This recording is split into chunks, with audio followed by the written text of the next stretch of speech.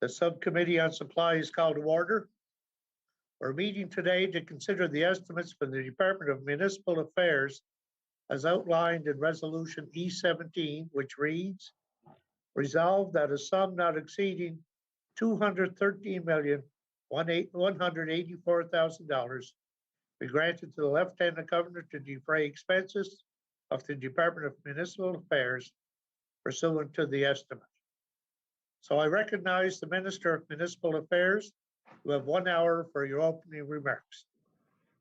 Thank you, Mr. Speaker, and welcome everyone. I hope you had a good weekend. And joining me here today is Deputy Minister Justin Houston and Darlene O'Neill, Executive Director of Finance for the department. Mr. Chair, I'm pleased to introduce the estimates for the Department of Municipal Affairs for 2021-2022. As you are aware, the housing sections of this department moved from the Municipal Affairs to the new Department of Infrastructure and Housing and the Department of Community Services in February. Additionally, responsibility for the regional enterprise networks is now with the Department of Inclusive Economic Growth. This is a great fit for the REMS, as the department supports efforts that encourage entrepreneurship, helps attract venture capital investment, and grow sectors of the economy. We know municipal governments play an important role in working with the REMS, and we will continue to work with them to create a shared strategy for business growth. The Department of Municipal Affairs promotes responsible local government and supports safe and secure communities through the Emergency Management Office and the Office of the Fire Marshal. This is achieved through partnership with local governments and communities across Nova Scotia to build strong, sustainable, and safe communities with diverse economies and high quality of life. Municipalities are governed by the Municipal Government Act, or the MGA, and the Halifax Regional Municipal Charter. This legislative framework provides structure for municipal government in Nova Scotia. This legislation gives municipalities authority to raise revenue, manage planning and development, and deliver services such as water, wastewater, and solid waste management, police, fire, and emergency services, as well as public transit. It gives them these powers, and as such, each locally elected government is accountable to their citizens. Mr. Chair, I look forward to working in a constructive and collaborative manner with all municipalities across the province. The department will work with our local governments to increase our resiliency to climate change, or resiliency, sorry, Mr. Chair, to climate change, and find solutions that reduce our environmental footprint and carbon emissions. These include initiatives such as the extended producer responsibility, infrastructure investments that leave a smaller environmental footprint, electrification of public transit, and supporting municipalities as they invest in energy retrofits of their buildings. I look forward to discussions with my colleagues at Environment and Climate Change on the municipal proposal for EPR for printed paper and packaging. Work is underway with municipalities to develop proposals for electrification projects under the transit stream of the Federal Investment in Canada Infrastructure Program. The province is working with HRM and CBRM on project proposals for considerations by Infrastructure Canada.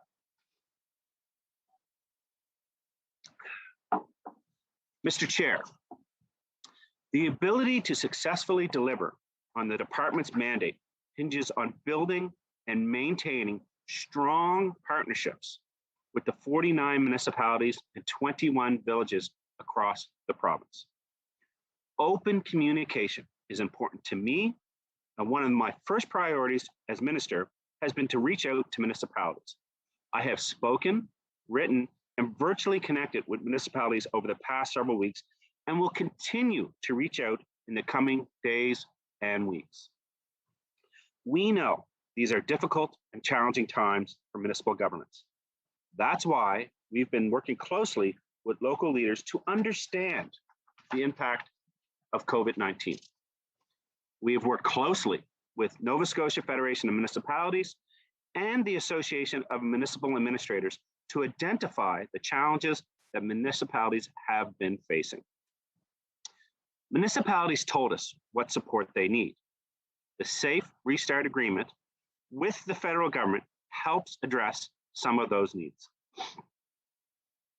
The $67.5 million in federal funding has been provided to help municipalities address lower revenue from transit, taxes, and other areas, as well as increased costs associated with COVID-19 infection prevention measures.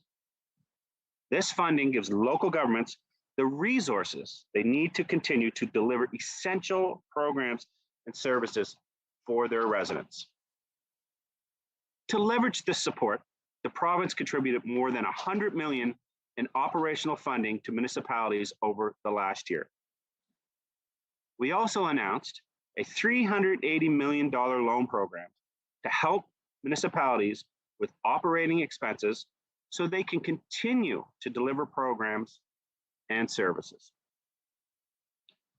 This was a direct request of the Nova Scotia Federation of Municipalities and Association of Municipal Administrators, and allows municipalities to request this funding through the Municipal Finance Corporation.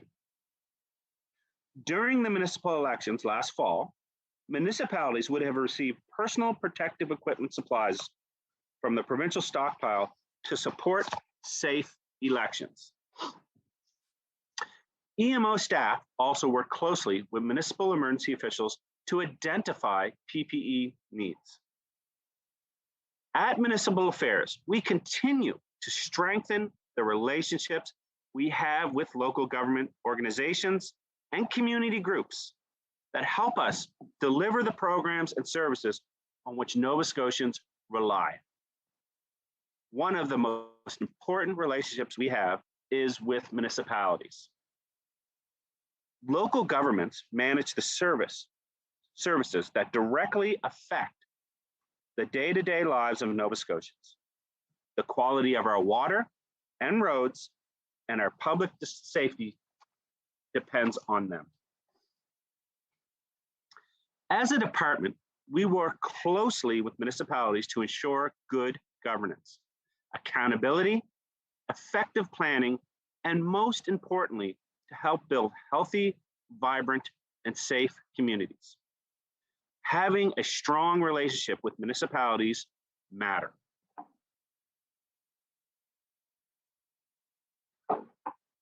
Mr. Chair, through the Nova Scotia Federation of Municipalities, we have established a commitment to work together. In its 5th year, the Municipal Partnership Framework drives our work on joint priorities. Together, we collaborate on programs, policies, legislations, and initiatives that directly benefit the Nova Scotians we collectively serve. My ministerial colleagues and I also meet regularly with representatives of the NSFM to ensure we remain focused on the right items. Excuse me. We will be working collaboratively with the NSFM on a new partnership framework to continue work on our collective priorities. Key to this work is modernizing our legislation to make it easier for municipalities to work on behalf of their citizens. During this legislative session, we introduced several bills. These include amendments to the Municipal Government Act and the Halifax Regional Municipal Charter to put in place the framework agreement for a code of conduct. This provides more transparency for Nova Scotians and increased accountability by their local government. Mr. Chair, we also introduced legislation changes that provide municipalities with greater authority to make decisions in the best interest of their communities when it comes to accessibility. The amendment allows municipalities to support accessibility initiatives by businesses. We also brought forward an amendment that will allow municipalities and village commissions to hold virtual council meetings. The pandemic has highlighted the need to modernize the operations of government, and this change provides municipalities with options. The amendment also increases accessibility for citizens to publicly participate and view council meetings. And finally, we introduced amendments to the Halifax Regional Municipal Charter that will allow the municipality to construct a permanent building and associated fencing in the aquatics area on the Central Common. This work will improve accessibility of the aquatics facility and meet public demand. We will continue to modernize and update our legislation to better meet the needs of municipal partners and communities and Nova Scotians.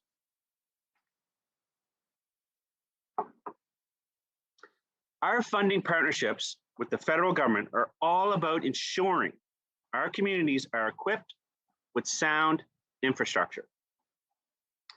In 2017, the Government of Canada announced the Investing in Canada Infrastructure Program.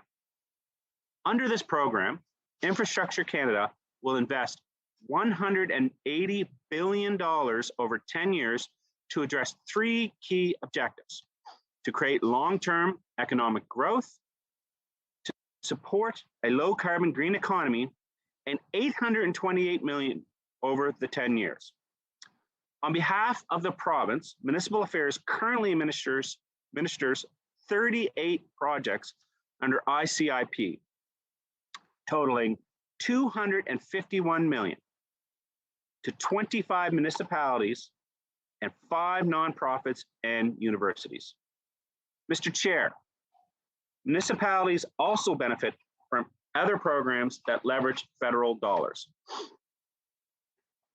The federal gas tax funding is money that is transferred from the Government of Canada to Nova Scotia municipalities through our department. It provides long-term, stable funding for municipalities that also can be invested in local infrastructure programs. In the new fiscal year, Nova Scotia is scheduled to receive $58 million from the federal gas tax programs for these purposes. We have been informed by our federal colleagues that an additional one-time payment of $55 million will be made available to Nova Scotia municipalities under this fund, subject to approval of federal enabling legislation. Combined, these allocations will total over $112 million in available funding in the coming fiscal year. And Mr. Chair, projects funded under the New Building Canada Fund continues as that program winds down. These infrastructure programs have helped to grow the local economy, create jobs, and increase productivity across Nova Scotia. Mr. Chair, the department also offers provincial programs to municipalities to support local infrastructure needs. Through the Provincial Capital Assistance Program, we provide funding to improve municipal water supply, sewage disposal, and solid waste infrastructure. Last year, 10 programs received funding through this program, such as a backup power generators for wastewater treatment facilities, water line replacements, and conditions assessment of a pump station. $690,000 is included in this year's program to continue this vital work. We expect to open the program with a call for applications this spring. The Flood Risk Infrastructure Investment Program allows us to make investments that help reduce flood risk and community vulnerability. Through the program last year, 5 projects received funding. The municipality of the District of Lunenburg received funding for the Petite Riviere watershed flooding mitigation assessments. In addition, Cape Breton Regional Municipality received funding for the Prime Brook floodplain project, sorry. A call for applications for this program will also take place this spring. Mr. Chair, as you know, infrastructure doesn't last forever. And aging infrastructure can result in increased maintenance and operating costs for municipalities, and eventually the cost to replace it. This means informed and timely decisions help municipalities optimize investments, save money, and better manage risks. Improved municipal assessment management also helps to ensure that provincial resources are directed to where they are needed most. Infrastructure planning is a key responsibility of municipal governments. Our asset management program helps municipalities manage their infrastructure assets. This work involves developing a standard means for collecting data, assessing the condition of assets, incorporating lessons learned, and identifying the best industry practices. To date, the department has piloted and made available data collections and resources to all Nova Scotia municipalities. We are also continuing to develop the infrastructure registry for municipal assets. That provides our municipalities with a system to store, assess, and maintain relevant information on their infrastructure. Mr. Chair, our government also provides annual grant programs to municipalities to support the delivery of their services to their residents. The Municipal Financial Capacity Grant is separate and distinct from the federal equalization funds that flow to Nova Scotia. This is the main operating grant we provide to municipalities.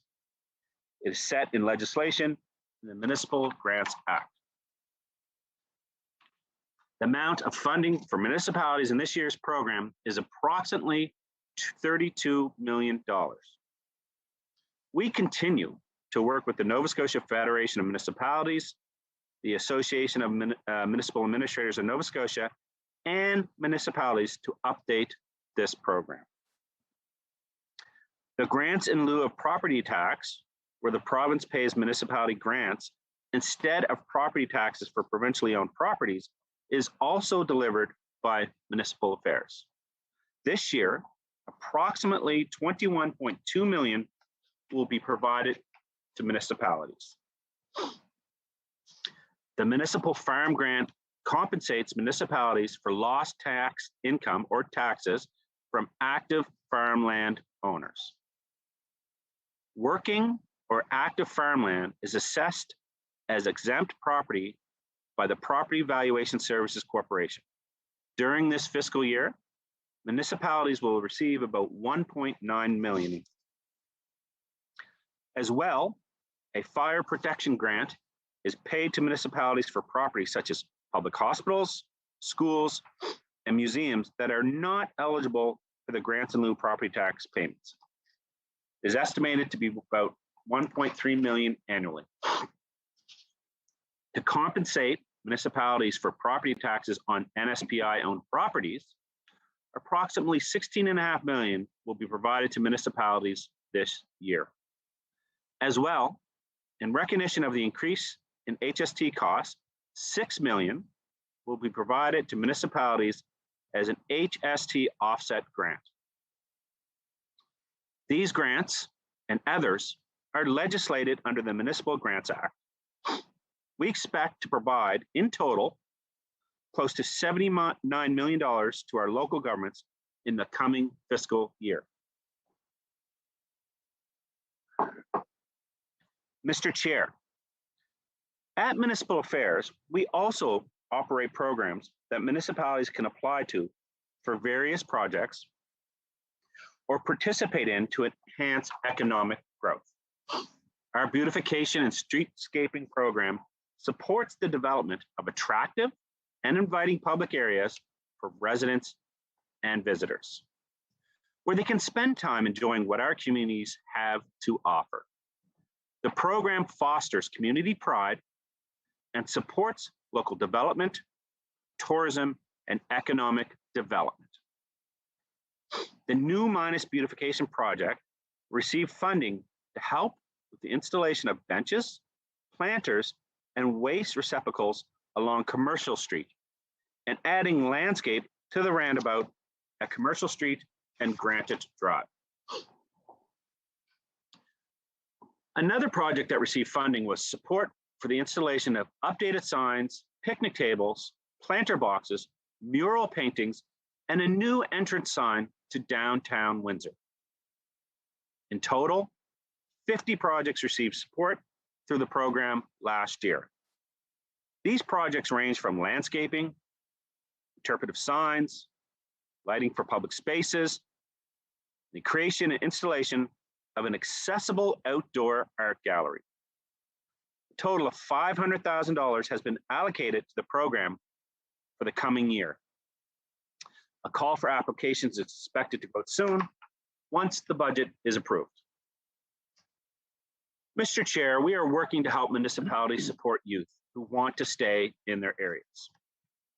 The Community Works programs helps municipalities create more jobs, opportunities for youth and unemployed and other interested individuals. There's $500,000 allocated to the program this year. Communities can receive 50% of the employment costs up to a maximum of $25,000. Mr. Chair, municipalities across Nova Scotia are exploring innovative ways to work together to better leverage opportunities and build stronger communities. The Municipal Innovation Program will assist municipalities looking to work collaboratively with their neighbors in the areas of economic development, regional infrastructure, and regional planning. Criteria for the program will be shared with our municipalities in the spring as part of our consultation and work with them.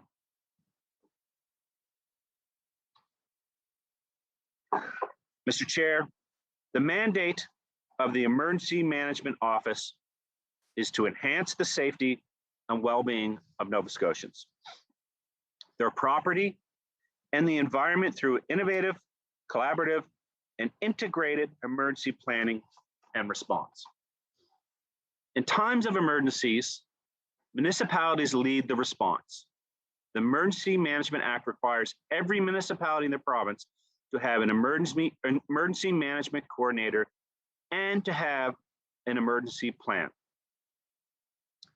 EMO supports municipalities in developing and reviewing that plan, carrying out exercises to test the plan, and training key staff in emergency responses. As I stated earlier, COVID-19 has had a significant impact on all our lives over the past year. EMO has been actively involved in the COVID-19 response for Nova Scotia, supporting public health. EMO staff continue to work closely with municipal emergency management officials throughout the pandemic to support the response efforts. Mr. Chair, in times of emergency, EMO opens the Provincial Coordination Center to bring together any number of government and private organizations that may be needed to support the response and recovery. The Provincial Coordination Center has been activated since the beginning of the pandemic in Nova Scotia. Their role has been to coordinate and share information with our many partners, municipalities, federal agencies, and critical infrastructure organizations. We also put in place a state of emergency to support the public health response to COVID. We continue to renew it as it is part of our overall response. It allows us to put in place the 14-day restriction and provides enforcement options. This past year, training sessions and exercise activities were limited due to public health restrictions. We have started to resume these activities and developed a plan to move forward with regular training with municipalities and other partners across the province, incorporating virtual options. EMO coordinates and identifies the needs and risks associated with an emergency, finds and uses the necessary resources to resolve issues, and helps Nova Scotians stay safe. Mr. Speaker, disaster can strike anytime, and that's why EMO will continue to focus on helping Nova Scotians prepare for emergencies. Mr. Chair, climate change is leading to more frequent and severe events, like Hurricane Dorian in 2019, Teddy in 2020, and ongoing weather events like the freezing rain event a few weeks ago in Cape Breton. The services and material goods on which Nova Scotians rely depend on critical infrastructure, such as electricity, telecommunications, physical transportation networks like our roads and bridges. It is more important than ever to engage in emergency management planning. EMO is finalizing a new strategic emergency management plan for the province. This plan is the foundation for how EMO operates before, during, and after an emergency. It outlines EMO's structure and mandate, defines its training and exercising program, and details the 3 levels of activation when an incident happens. The plan details how EMO will work with provincial governments, municipalities, the federal government, private critical infrastructure owners and operators, and nonprofit organizations to prevent emergencies and to minimize risk, respond and recover from them when they do happen. We take a planning approach that can apply to any type of emergency that arises.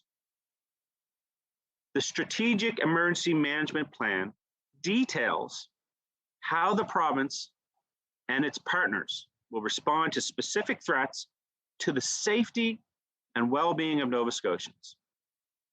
The plan is in the final stages of review, and EMO expects to release it this spring.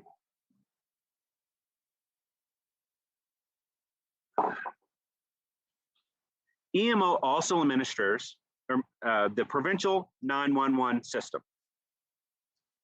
We are participating in the development of the next generation 911 system, which will provide Nova Scotians with access to new and innovative emergency services and capabilities and improve public safety.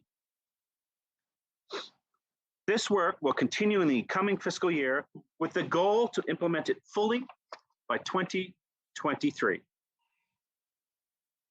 The next generation 911 will increase the quality and variety of data availability to first responders when responding to emergencies. 911 call takers will receive the caller's location information automatically. The NG 911 system will allow for text, photos, and videos to be sent to support responses to emergency situations. Mr. Chair, I will now take the opportunity to acknowledge and thank our municipal emergency coordinators, our provincial and federal partners, our non-government organizations such as the Canadian Red Cross, and the private sectors for their efforts around emergency plannings. COVID-19 has certainly tested all of our planning and skills in responding to the pandemic. I also want to mention the very important role of the 911 call takers as they ensure emergency calls are directed to the appropriate first responder agencies.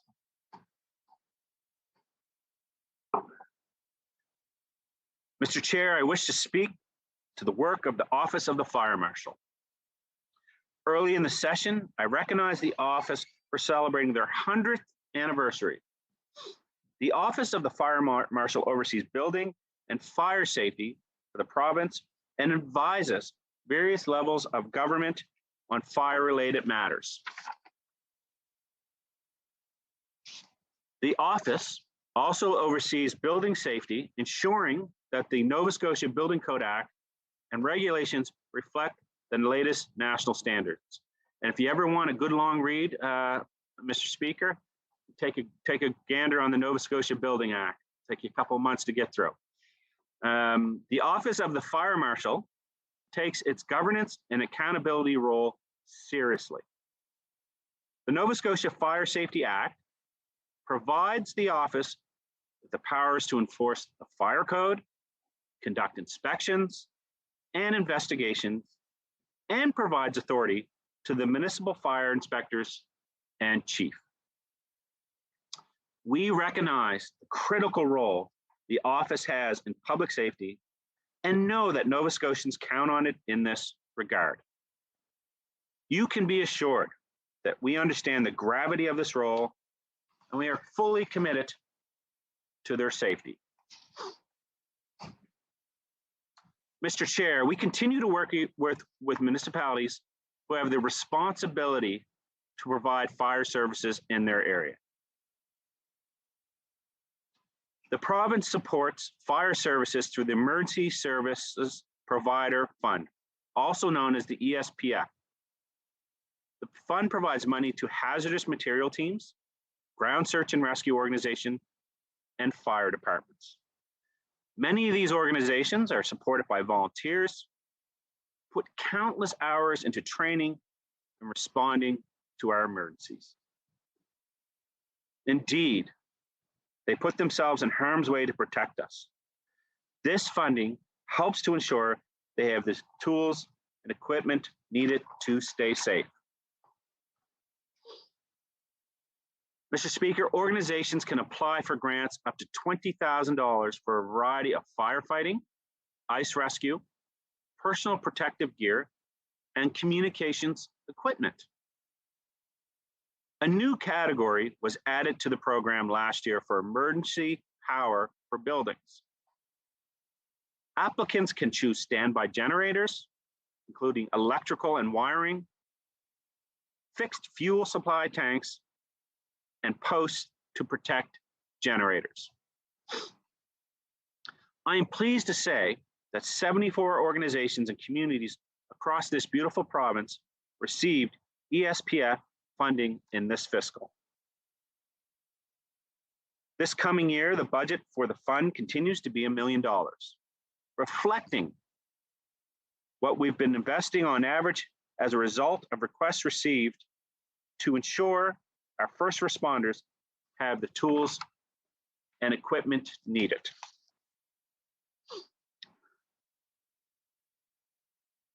Mr. Chair, public education about fire prevention and safety is core to the work of the Fire Marshal's Office.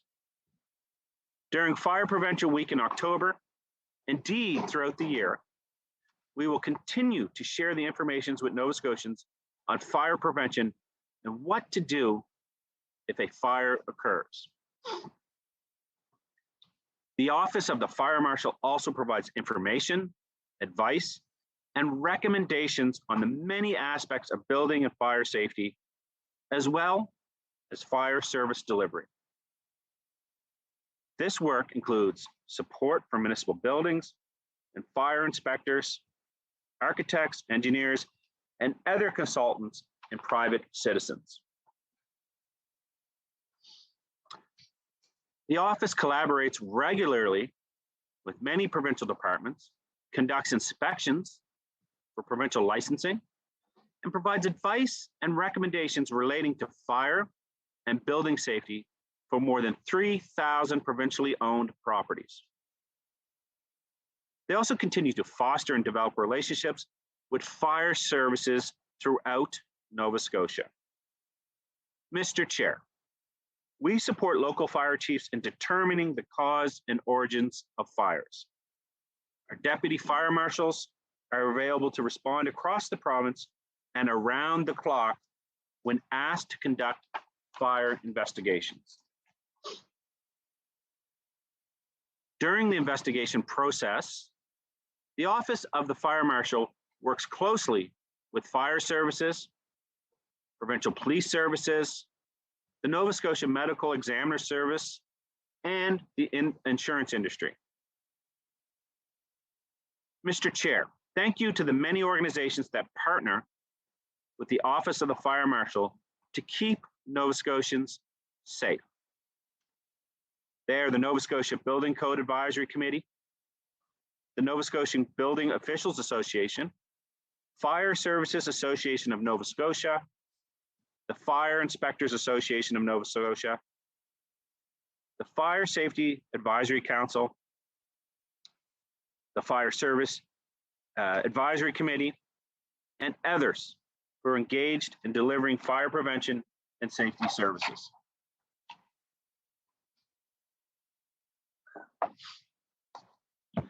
As part of my mandate, I will continue working with my colleagues at Environment and Climate Change and Energy and Mines to look at launching a review of service exchange agreements across municipal governments to assess taxes levied. Partnering with Energy and Mines and all municipalities on clean and climate resilient infrastructure investments. Working with the municipalities and the Energy and Mines to explore new revenue streams as the province doubles its renewable energy target to 80% by 2030. Working with the Environment and Climate Change to adhere to updated national building codes to incorporate principles that encourage builders to offset emissions and use sustainable low carbon materials. Working with the Minister of Energy and Mines to invest in electric vehicle charging infrastructure on municipal government buildings and work toward electrical vehicle fast chargers in all new commercial developments. Participate in work on electrification of our public transit systems.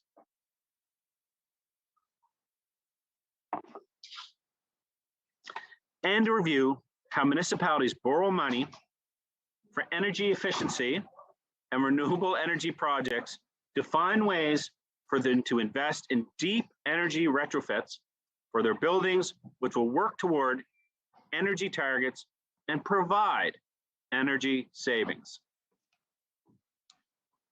Mr. Chair, as I said at the start of my remarks, building and maintaining partnerships are the foundation upon which we deliver on our mandate. Partnerships with municipalities, the federal government, and our other critical infrastructure partners. It's these partnerships that together enable us to leverage opportunities and deliver the supports that matter to Nova Scotians, and in doing so, building healthy, vibrant, and safe communities. Thank you, Mr. Chair. I would be pleased to answer your questions.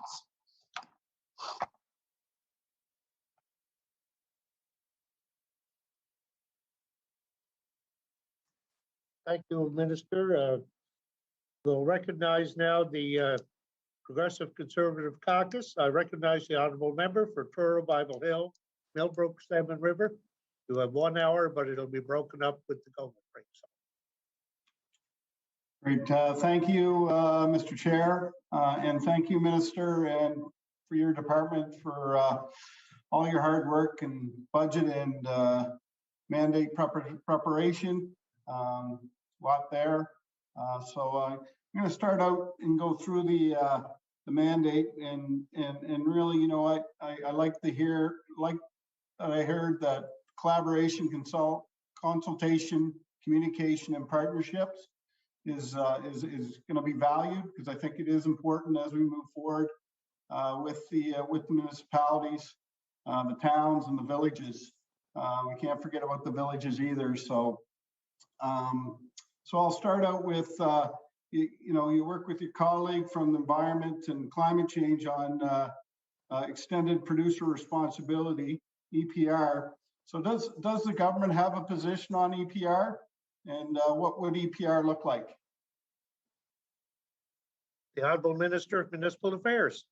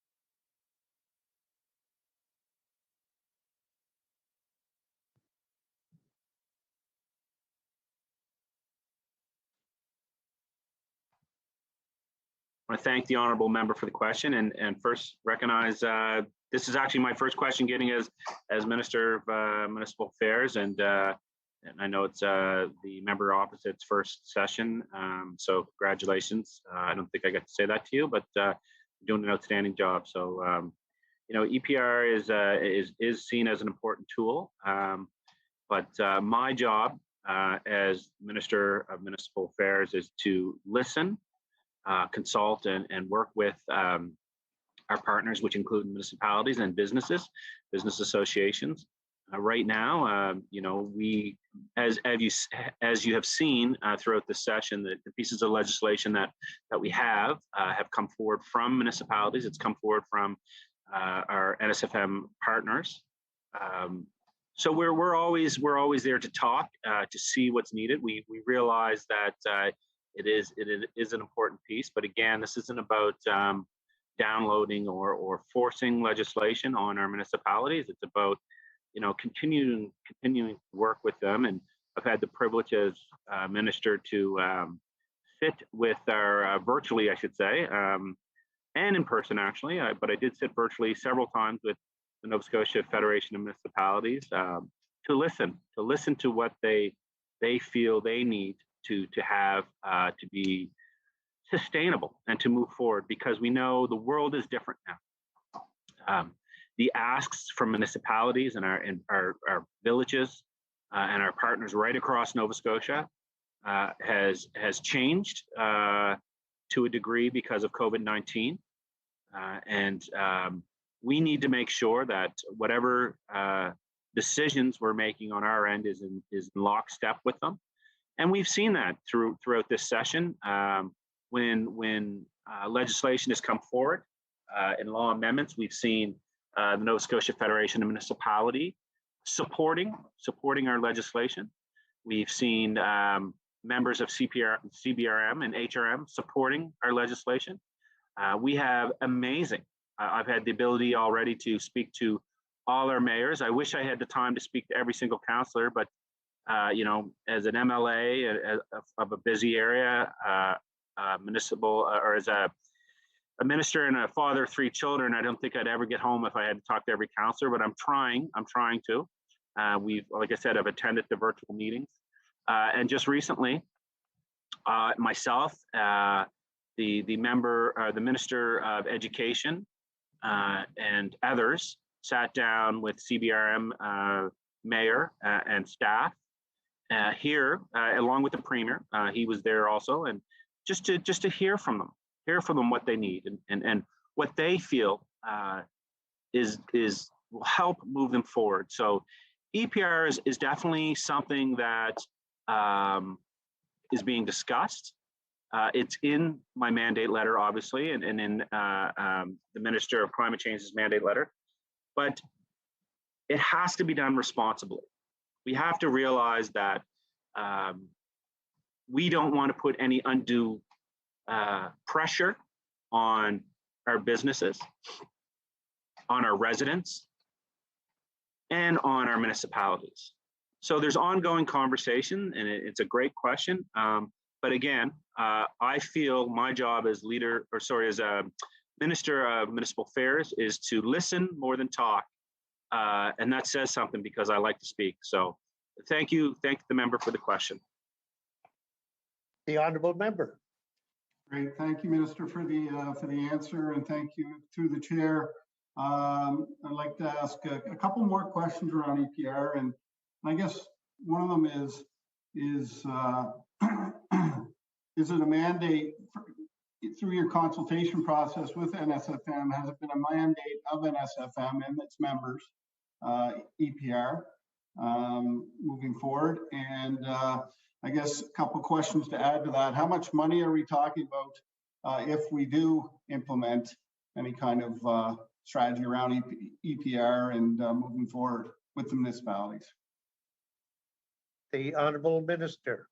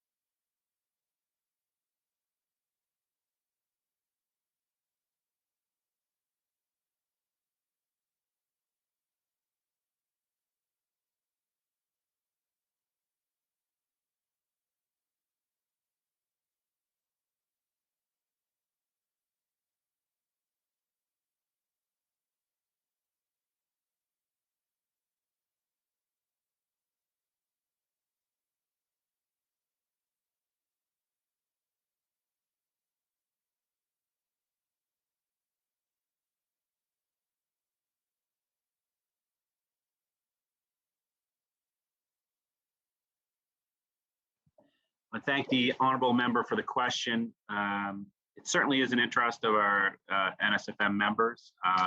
That, along with other things, come up in our conversations.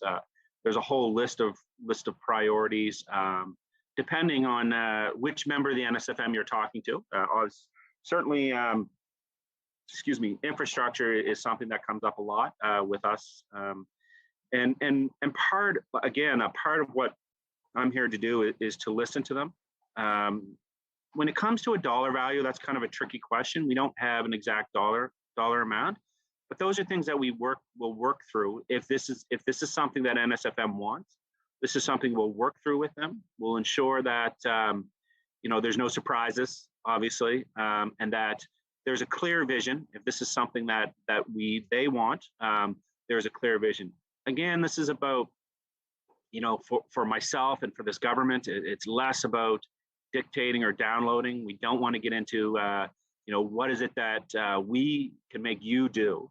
What I feel and what we feel is that this is about what can we do to ensure that you're sustainable, to ensure that you're in this and you have what you need. Because the truth is, yes, we're all Nova Scotians, but in order for Nova Scotians to come out of this pandemic, in order for Nova Scotians to continue to move forward, as we've seen over the last 8 years positively, we need our municipalities to be the driving forces.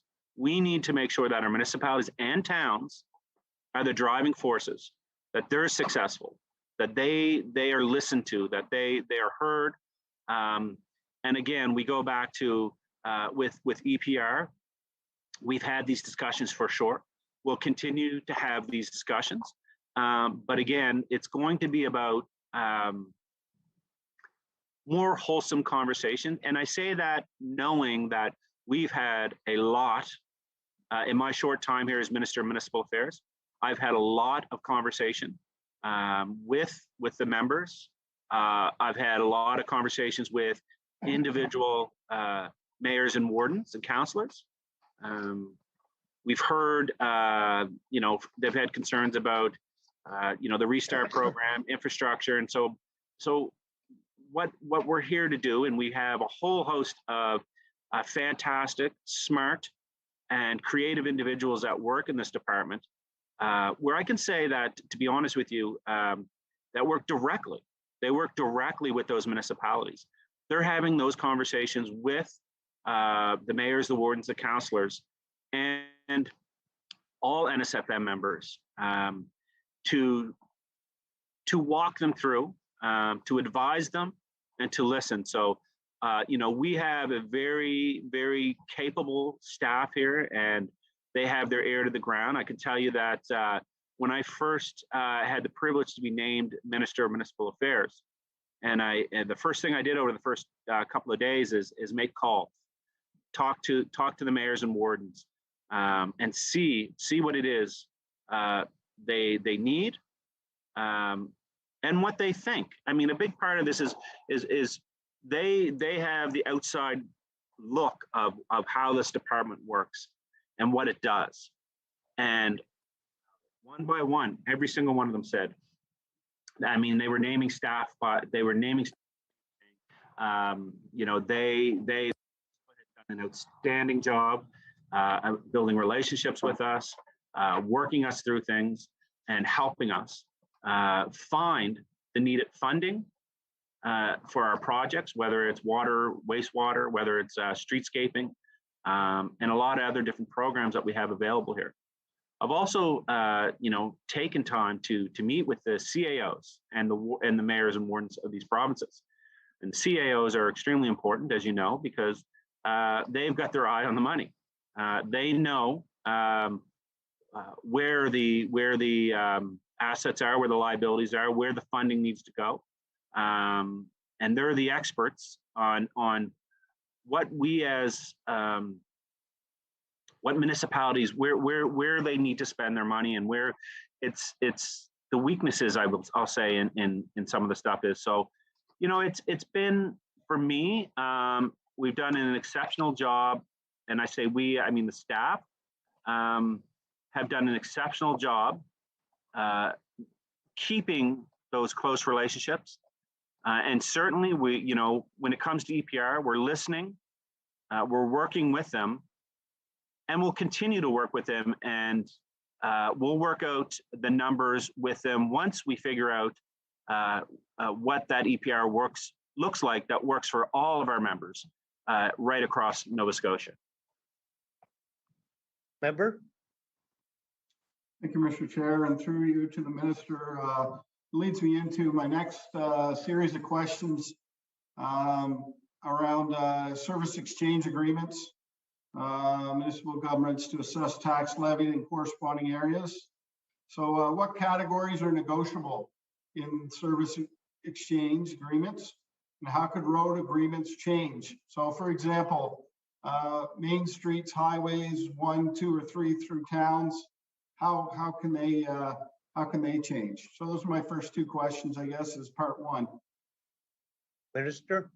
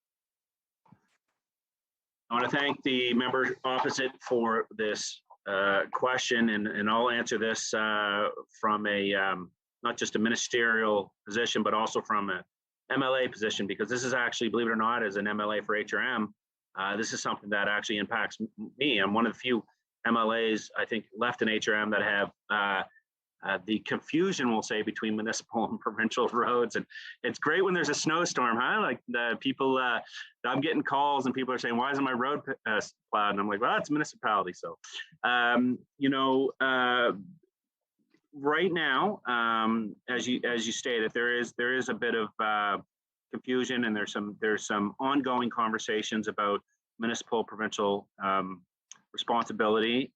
It is different, and it was one of the first things I learned when I became MLA, is how different it is depending on which part of the province you're standing in. And I'll give you a good example of for myself where the confusion really hit home was about 6 or 7 years ago. There's a road in my community called Shabuktohead Road, and this road led to a lighthouse at the end, a federal lighthouse that was divested. I know, probably 15, 20 years ago, this lighthouse was divested. The road was built for the feds, was on provincial land, and for some reason had the municipality involved. Now, to add more confusion around it, my community, where just down the road from me, actually, people always, they'll say to me, oh my God, the wintertime, your road, Herring Cove Road, is plowed nicely. I'm like, well, we get salt. So again, another confusion is once you hit the municipal, the provincial side of the roads, in my community, for example, you can't use salt because of wells. So Shabuktohead Road fell under the, fell within the provincial roads. So what had happened was when HRM, there was an amalgamation of roads in HRM, here and there, some of these roads were, for some reason, were left off the list. So talking to the Department of Transportation and the fine folks over there, they have spent the last several years going through this stuff and trying to figure out which road goes where, and do service exchange. As you can tell, this is something that I was deeply involved with. But you know, they were doing service exchanges. So they were saying, like, you know, this road over here should be municipal, this one should be provincial. So it took us about, I want to say, 2 years of negotiation. First, the feds were like, well, it's not ours.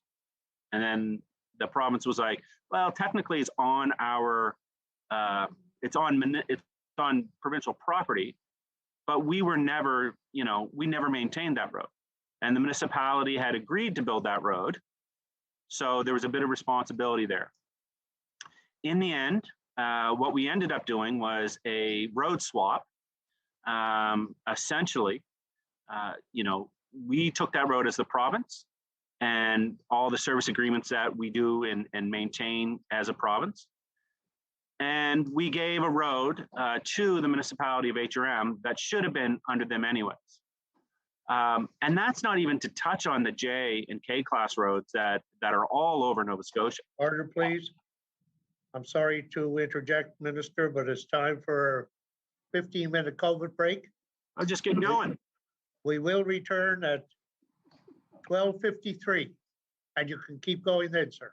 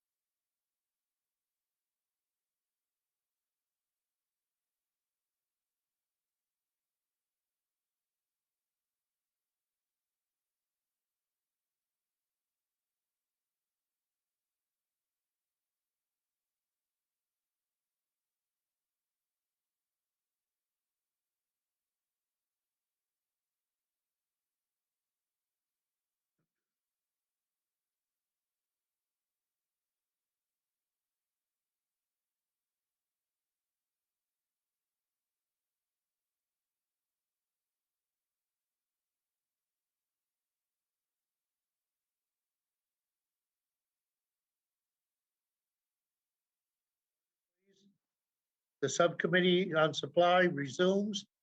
I invite the minister to finish his answers to the member for Truro Bible Hill, Millbrook, Salmon River. The Minister of Municipal Affairs. Thank you, Mr. Speaker, or Mr. Chair, and welcome everyone back. Back to the road issue. It's a complex issue, and it's multi. I would say it's multi jurisdictional, whether it's our towns and municipality or the provincial government. And as we see investment in the twinning of highways from the federal government, so it does get complicated. And I go back to some of the issues that I've been able to witness firsthand. And part of the problem that we see around the complication of these roads is there was some of these service agreements go back, So my first premier that I ever remember would be the Honorable John Buchanan. But some of these service agreements go back even further than Premier Buchanan. And we're trying to work. I think the Department of Transportation is trying to work through these things, and so we're talking to our municipalities to see what it is they need. And we've seen in the past gravel roads, for example, is a hot topic. It has been a hot topic for quite some time, and we saw the massive amount of investment in the gravel roads across Nova Scotia.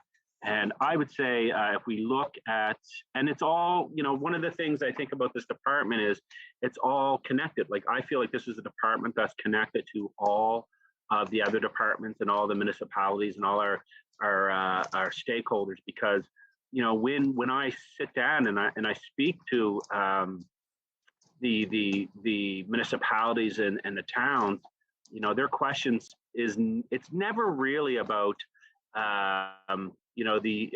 really about the MGA or the Halifax Charter. Sometimes we'll get that. It's mostly about infrastructure spending. It's about resources. It's about what can we do? And roads certainly come up a lot. And I can say that, in our last meeting with CBRM, which was, I think, about a week and a half ago, the face-to-face that we had with CBRM, we had the Department of Transportation in there. We had conversations with them about water, wastewater, infrastructure investments, and of course on roads. And we really are seeing historical investments from the government in infrastructure right across Nova Scotia. And again, I go back to thinking like sometimes it's a matter of with these roads, and it's a matter of sitting down and having these conversations with our municipality and trying to figure out ownership. And I look at J-class roads and things like that. And, a lot of these roads are roads that are smack dab in the middle of our municipalities, but are provincial ownership. So, for me, I know one of the things that I've tried to do as an MLA is work with the HRM to try to figure out what we can do to I would say improve services, but also to work together. I know that it can be frustrating for people at times where you see, like, for example, provincial roads have, the main provincial roads in my community now all have active transportation lanes on them. It's something that I worked on from day one. And I think it can be frustrating, confusing, I would say, to individuals, residents, and constituents when they see some of that stuff go so far and then stop. And they think, why is it that these roads have that on the side of them, but these do and these don't? And a big part of that, again, is we go through the municipality and the province have different ownership on the stuff. And it's the same. I go back to the winter stuff. It's the same with winter maintenance. I know a lot of people get calls about why is it that this road is completely clear and this one isn't. And a big part of it is standards when it comes to salt. As you're probably, I know your constituency a little bit. I used to actually spend a lot of time in Brookfield when I was a kid, and we used to bike up to the Tasty Freeze, I think it was. We used to bike up to Tasty Freeze, and then we'd bike up to Truro. And along the way, I even as a young teenager, I remember thinking, like, there was around bike lanes and things like that, and infrastructure in place, and safety.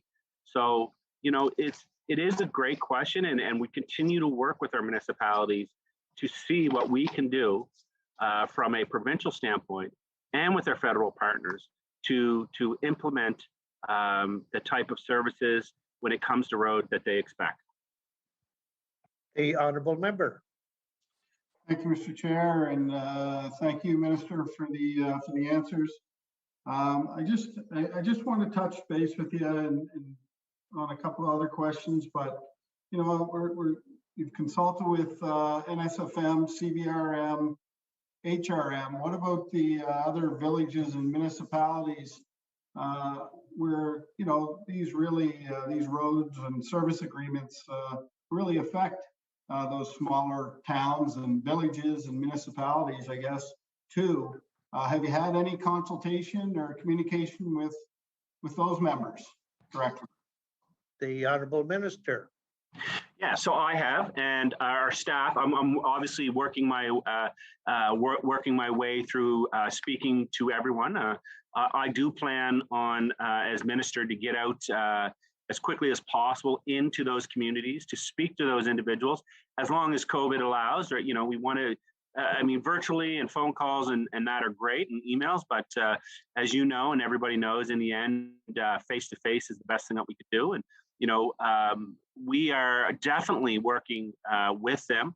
Our towns, listen, our towns are as important as our municipalities, and they are, for me, again, a cog in the wheel that makes this province successful. We need to make sure that our towns are successful, that they have the infrastructure in place, and they have the revenue in place to be where they're at. I can tell you that we have staff here on hand that speak to and meet regularly with the wardens of the towns and the mayors of municipalities. Sometimes, depending on the issue, they're speaking daily, if not weekly, and so we are constantly being updated on what they need. But again, I just don't want them to ever think that they're not as important, because they are. They are extremely important to me. When I say a municipality and towns, like that's again is the backbone. Those are the backbone of our province, and they're what makes us move forward. So we're gonna sit down with them. We're gonna have conversations. Staff have been obviously directed to keep open communication, which they would anyways. Listen, we could, if you want, we could get you in here sometime, the member in here sometime, to speak with some of our staff, and you'll see how engaged they are, and how their relationship goes. It's almost they obviously have a professional relationship, but they also feel a personal responsibility. You have to remember that, yes, our head office the main office is located in HRM, but you look around and you see the staff, the ones that are dealing with individual towns and municipalities, and they're from all over the province, right? A lot of these people that are dealing with these communities have family in these communities. They have loved ones in these communities. They have friends in these communities. So it's personal for them. And, they want to make sure that Nova Scotia and all our partners are moving forward. So yeah, we will make sure if that they feel that they continue to feel valued. We are meeting with them regularly. I've committed to continue to meet with them. I probably, close to half a dozen or a dozen virtual meetings that had wardens and counselors, and I encourage them. I encourage them to be open and direct, because as well as I know, sometimes you won't get some people won't voice their opinion with a minister there or staff there, but I encourage them, and we've had some really great conversations. And some of them are easy conversations, and some of them are more complex conversations. And so, that's all part of what this department's about, and we're going to make sure that our municipalities and our towns continue to feel valued. Member. Thank you, Mr. Chair. Thank you, Minister, for the question or for the answer to the question. I'm not sure. I think we count sometimes look outside the box and really consider our villages and our towns and our municipalities, and that includes HRM and CBRM as well. But having those conversations with the I guess smaller populated members is critical, because they have sometimes some larger issues as well, and they want to be heard, and they have concerns too. So it leads me into my next question around municipalities are an estimated paying approximately 40% of the revenue to the province for mandatory education contribution. Does the minister think this is appropriate? And if not, or if so, what other issues are on their plate at this time? Because they're carrying a lot of load through these service agreements and other agreements with the province. And it just seems like the word that we've referenced before around downloading. And just really would like to get your thoughts on where we're going with that, or something to consider. Minister?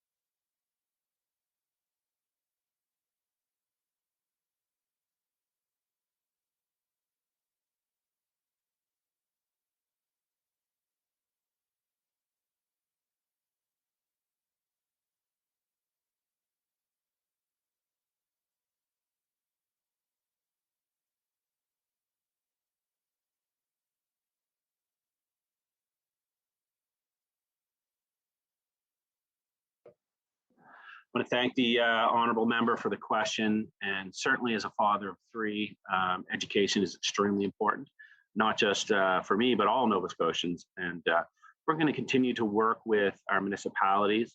I can tell you quite frankly that this isn't something that's come up with my discussions with our members, but I will say that they're looking over the last few years that I've had the privilege to be MLA. there's been unprecedented investments in education, and that's being made by the provincial government. And obviously that takes a lot of the expenses and the load off of our municipalities. We've seen hundreds and hundreds of millions of dollars in infrastructure repair and new builds. Personally for myself, I've seen, just in my community, we've seen a brand new high school that's being built. That's, I can proudly say is going to be opening in September 2021. We've seen unprecedented investment in the inclusive education. Obviously, everybody knows about the report that came from that committee, and those are things that are extremely important if our education system. Someone once told me that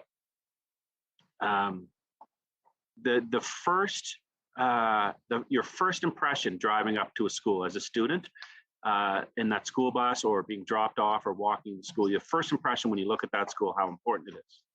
And I look at, for me with member may or may not be aware, but high school, J.L. Owsley High School had a whole host of issues, whether it was leaking and heat issues, and the education that was being delivered in that school was first class. We heard that from the Department of Education. They were saying outstanding, the staff there are outstanding, the students are outstanding, especially from an art standpoint. We were seeing an extraordinary amount of beautiful art coming from the school. But the kids knew and they want it. When you look around and you see the brand new Citadel High School and you see New Halifax West, they wanted something different. They wanted a new school. And, we built along with people like Rebecca DeCoste, a good friend of mine who lives in the community of Spryfield, and other parents, the SAC. We worked together to enhance and a case for that school, a school that was on the list for almost a decade, that had been overlooked. That's a whole different topic on why I think a school in Spryfield would be overlooked. But we committed to that and we got it done. And we're also looking at Schools Plus, the mental health services support. Well over $10 million is being invested and has been invested. And in this budget, you'll see there's even more investment in Schools Plus. That helps. That definitely helps municipalities. I think of Dr. Stan Kutcher, who's also a senator, I guess now, Stan Kutcher, who's a constituent of mine, but also a good friend. And he and I, even before I was MLA, we would talk about mental health. And I always say it's no secret. I deal with some stuff myself, and I always have. And Stan has always been someone who I could go to for perspective. But Stan would say to me, if you really want to help, take the services to the schools.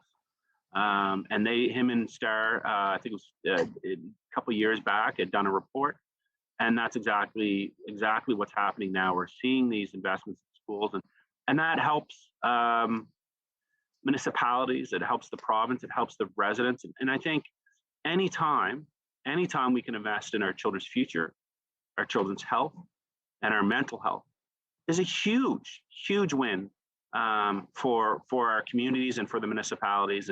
And you see when our children feel like they can get a safe education, when they get the resources. Another thing that I'm extremely proud of that this government did, and has had a huge impact in my community, is the breakfast program. The breakfast program is now available in all schools right across Nova Scotia. It's very difficult to be in any environment, let alone a learning environment, when you're hungry. And so I was very proud of that, to see that. And again, when it comes to education, pre-primary, obviously we've seen pre-primary is now in every single school in Nova Scotia. That's an investment in our municipalities. That's an investment in our schools, and that's an investment in the people that live and support and help each other out. That's investments in our brothers and sisters, our friends and family, and it's had a massive impact. I know it has. I've witnessed it firsthand. It's allowed more parents to go back to work. And, I know the federal budget is coming out today. I read a CBC article that there's potentially a huge investment in childcare. I'm looking forward to seeing that. I think it's extremely important. I know that we need to continue these types of services. And there were some critiques. There was some naysayers on the pre-primary program. I sat there in the legislature and listened to the debate, and that's fine. That's what democracy is, right? That's what it is. But there's not a single MLA, there's not a single councillor or warden, there's not a single town or municipality in Nova Scotia that would take that pre-primary services away. It's done an exceptional job, and I know that the one down by where I live, which is William King Elementary, one of the schools. I know that the previous Minister of Education had visited it because it is one of the more successful programs. Mrs. Hart, who's a good friend of mine before this, she's done an exceptional job with those kids. And the program has become such a success that they've expanded it. And it's now 2 classrooms of pre-primary in that one school. And that impacts our municipality's bottom line. It allows and it helps people to go back to work. It helps people to go to school. It helps them to earn some extra money, which then they spend locally and helps produce revenue for our municipality. So these, for me, it's a holistic approach. I watch how these programs are rolled out, and when I look at the budget as Minister of Municipal Affairs, I'm not just looking at what's in the budget for municipal affairs. I'm looking at what's in the budget in every department. Are those roads going to be twinned? How will that impact communities when they have twinned highways? Where are the schools being built? Where's the wastewater infrastructure being put in? We have seen unprecedented healthcare investment in this province. The QE2 redevelopment, the investments in Cape Breton. These are things that help. I mean, from the beginning, it's spurring on our local economy. It's putting tradespeople back to work. It's making sure that they don't have to move to Alberta. They don't have to move out of the province for work, because for too long we've seen that, and now what we're seeing is more and more youth retention. Our trades are at such a high demand. I look at just in my own house. We're looking to replace a couple of windows, and I can tell the member that if I had time, I know I could do it myself, but obviously we don't have a lot of free time. So we were trying to get somebody in to replace those windows, and good luck. The economy, when it comes to a trade standpoint, is booming. We've done an incredible job, and I say we, municipalities, have done an incredible job during COVID, and they really are the envy. They are the envy of all Canada. We're seeing unprecedented growth, and it's exciting. The other thing that COVID has actually, one of the kind of spin-offs, I guess, or one of the things that's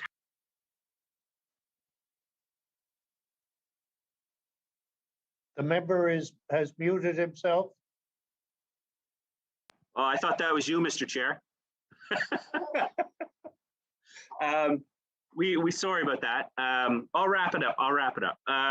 We've seen the importance of getting out of the classroom, right? and enjoying nature.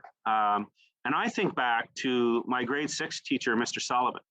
And when I was in grade 6, Mr. Sullivan, who's long since retired, on a sunny day, he would say, okay, everybody put your books down.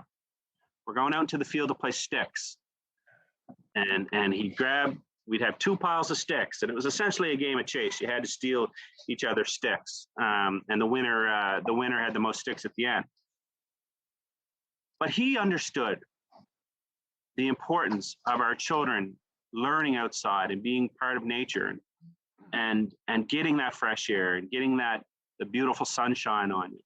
And so I'm really proud to see the investment in our outdoor learning centers, which is just over $7 million.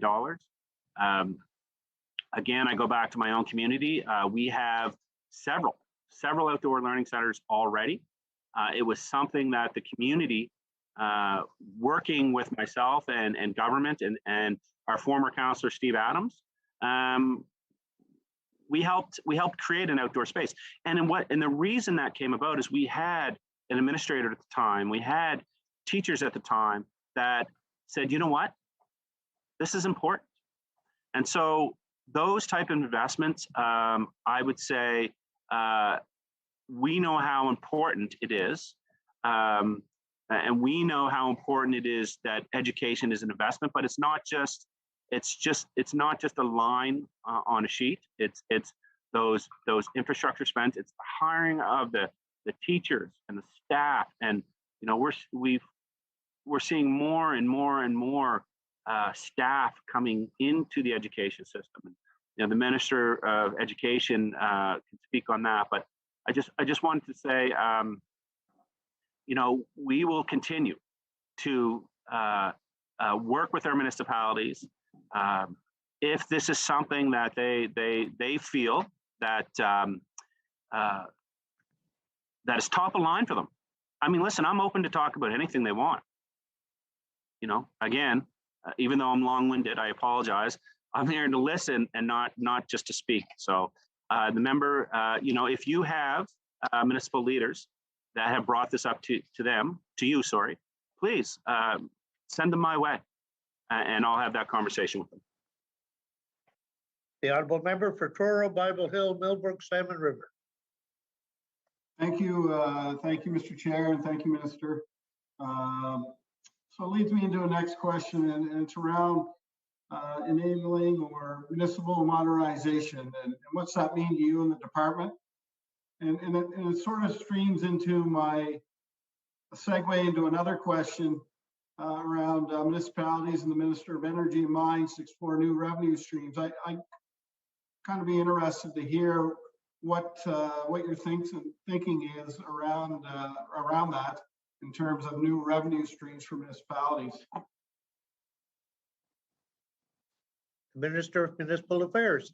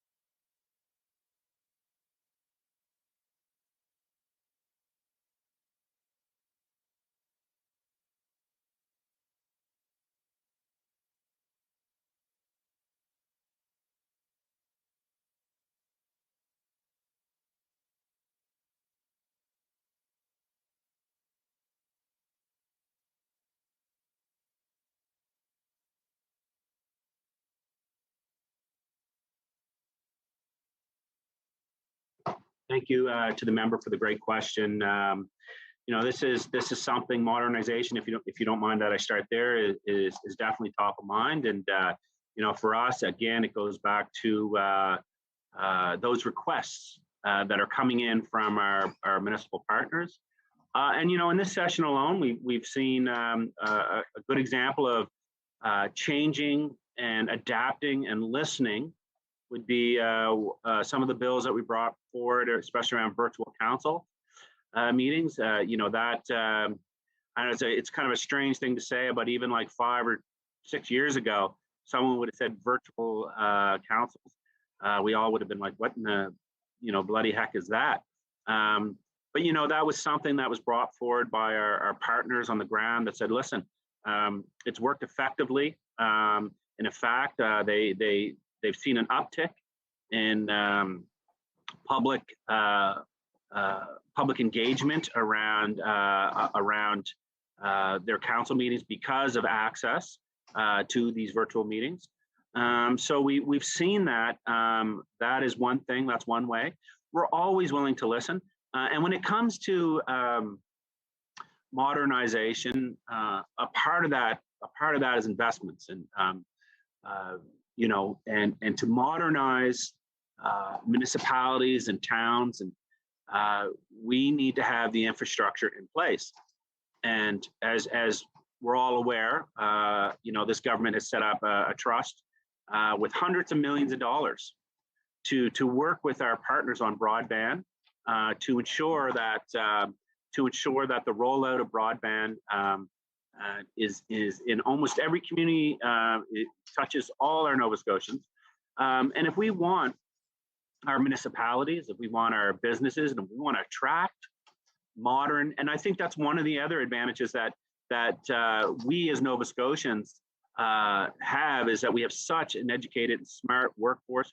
We have universities all over the place, and they, we with the investment in broadband in particular, and more and more people and more companies working from home, this will help modernize our municipalities. It'll help put more money in our municipalities, in the pockets. I was speaking to a gentleman the other day. Him and his partner, they moved here, I should say, from BC. Never been to Nova Scotia in their life, never. Read an article in Maclean's magazine. I was speaking to him on the weekend. They read an article in the Maclean's magazine that had just rated Nova Scotia, Halifax in particular, the #1 place to live in all of Canada for its modern and efficient healthcare system, is what the article said, for its access to broadband, its coastal lines, and everything else it has to offer. And he works, him and his partner, they both work for a large IT company. And he said he approached his manager at the time. He said, listen, I want to move to Nova Scotia. What's the possibility? And they said, do they have access to high-speed internet? I said, yeah, we're moving. So literally within days, he found a house, purchased it, and now he's down here. They've done their COVID stuff, and now they're going to move here. So we're seeing Nova Scotia moving with investments. We're modernizing our healthcare system, the largest healthcare infrastructure spend in our province's history.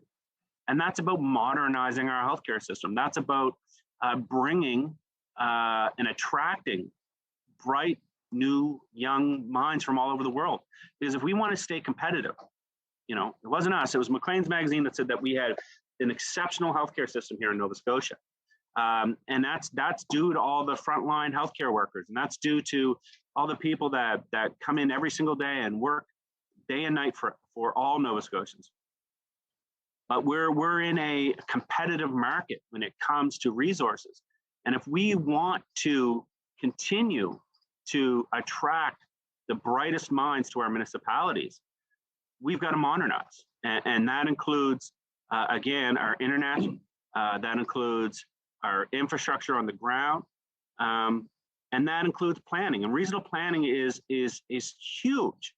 And we are encouraging regional planning. We're working. We have staff here that work with municipalities day and night to look at what they have. What is it that we can do, and what is it that you can do to attract people to your community? We're seeing growth right across this province. We're soon to hit a million residents, which not too long ago was unthinkable. We're seeing a beautiful diversity in this province. I've had the privilege to spend time abroad. I did the backpacking thing years ago. Let's say I turned 30 in the hills of a place called Ostrava in the Czech Republic. And I had the traveled France and Germany and all over the place. I'd gone to Europe before I even had gone to Quebec. And one of the things you notice in major metropolitans is especially London and places like that, and Paris is the diversity, and that in itself is a modernization of our municipalities when we can bring a diverse culture and mind, and so we're seeing that. And these regional planning, we're here every day to work with them. We're encouraging shared services for cost efficiency. And collaborations around municipalities, because this isn't about silos.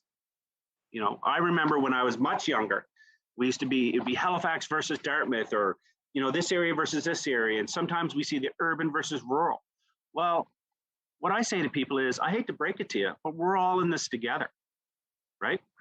If a part of this province isn't working, then it's up to us to continue to work with them, to make sure that we give them what they need and the resources they need. And the whole thought process around shared services is that, why take on an expense as a municipality all by yourself when you can work with your partners next door? Why not? Why not do that? And for, you talked on the revenue side of it, we have a massive, every economist that's worth their weight in salt has said that the green economy it's here, it's coming. The ones that will come out of this, ahead are the ones that are going to be invested in the green economy. We have to realize, and I think, I've listened to all members in this House, and I can honestly say that I think all members agree that climate change is real. We have to make the necessary investments with our federal partners and our municipal partners, and the area of opportunity is there, whether it's solar, wind. I go back to when I was able to travel and had the luxury to travel in Europe, and I've been there a couple of times. But the first time I was there, and it was 15 years ago. And when I was in Ireland, there was windmills everywhere. So they knew then that there was investments that could be made. And I even think back to Quebec and the whole idea around Quebec and the way they produce their power. And at the time, I had a discussion years ago with a former premier of Quebec, and he said, please. Sorry. The time for the first hour for the PC party has expired. We'll move now to the NDP party. I recognize the honourable member for Cape Breton Centre. Thank you, Mr. Chair. Hello, Mr. Chair, through you to the Minister. I'd like to welcome and say hello to him. And I want to talk about the budget for a second, Mr. Chair. After the impacts of inflation on your department's costs, it is taken into account in this budget, represents the budget. So into account of that, with regards to housing being out of the budget and a few other things have been taken out of the budget,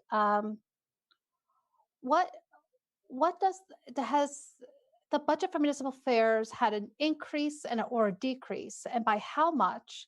And yes, by how much has there been either an increase or a decrease into the department? The Honorable Minister of Municipal Affairs.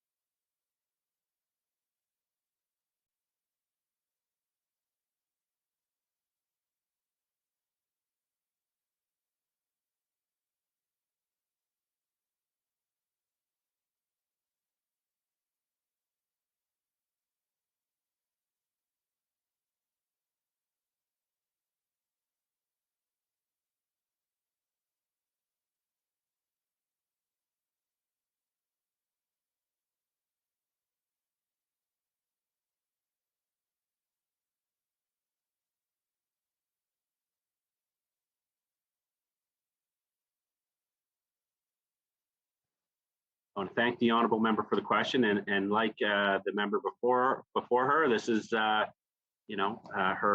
first time in the legislature, and proud to see you here, and you're doing an outstanding job, and you have some beautiful artwork there behind you. So, the budget there's obviously there with housing and a few others. I know that some people looked at the budget and they saw a decrease, but that was actually because resources were moved out of this department, and they were moved into their own department because we feel that how important the Department of Municipal Affairs is. My job, and I'm very proud of it, is to concentrate strictly and solely on those relationships and to work with the municipal department. Our budget has remained stable and we'll continue to invest. There's lots of projects, and we're seeing a huge amount of money that's trickling down from the federal government.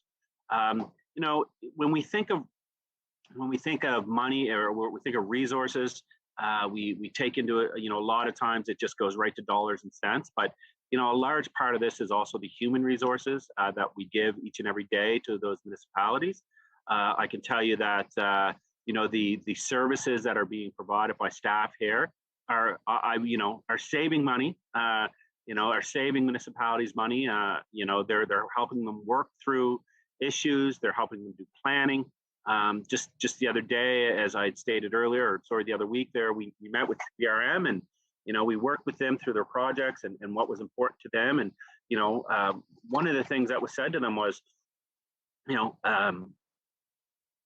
let's have that discussion and let us work with you to frame up these projects, because obviously everybody has a whole list of projects. It would be an endless pot of money. It'd be probably tens of billions of dollars if we all wish we had a money tree, we could do it all. So it's about prioritizing, and that's a big part of it for us is sitting down with those municipalities and saying, like, let's prioritize. Like, yes, this over here would be great, but we're working with them on electrification. We're working with them on helping to get safe roads in and out of their municipalities. And again, I look at this department from a holistic standpoint, because when I sit down with municipal leaders, it's not just about the programs in municipal affairs for them. We have conversations on schools. We have conversations on healthcare. We have conversations on so many other things. So, we sit there and we have that conversation with them, and we have individuals that work in this department that will sit down with them, and they'll go through their applications, and they'll help them frame up these applications so that they meet the guidelines and the standards from the federal government. The federal government have programs that are readily available that we piggyback off of. We spend a lot of money on these programs, but they have to meet certain conditions. And so, I would think that if those staff that work with municipalities, if they weren't there, that would be a huge cost to our municipalities. And we continue on working around environmental and economic stability, and making these communities the best communities in the world. It's not just about we were seeing, before, things have changed a lot because of COVID-19, obviously.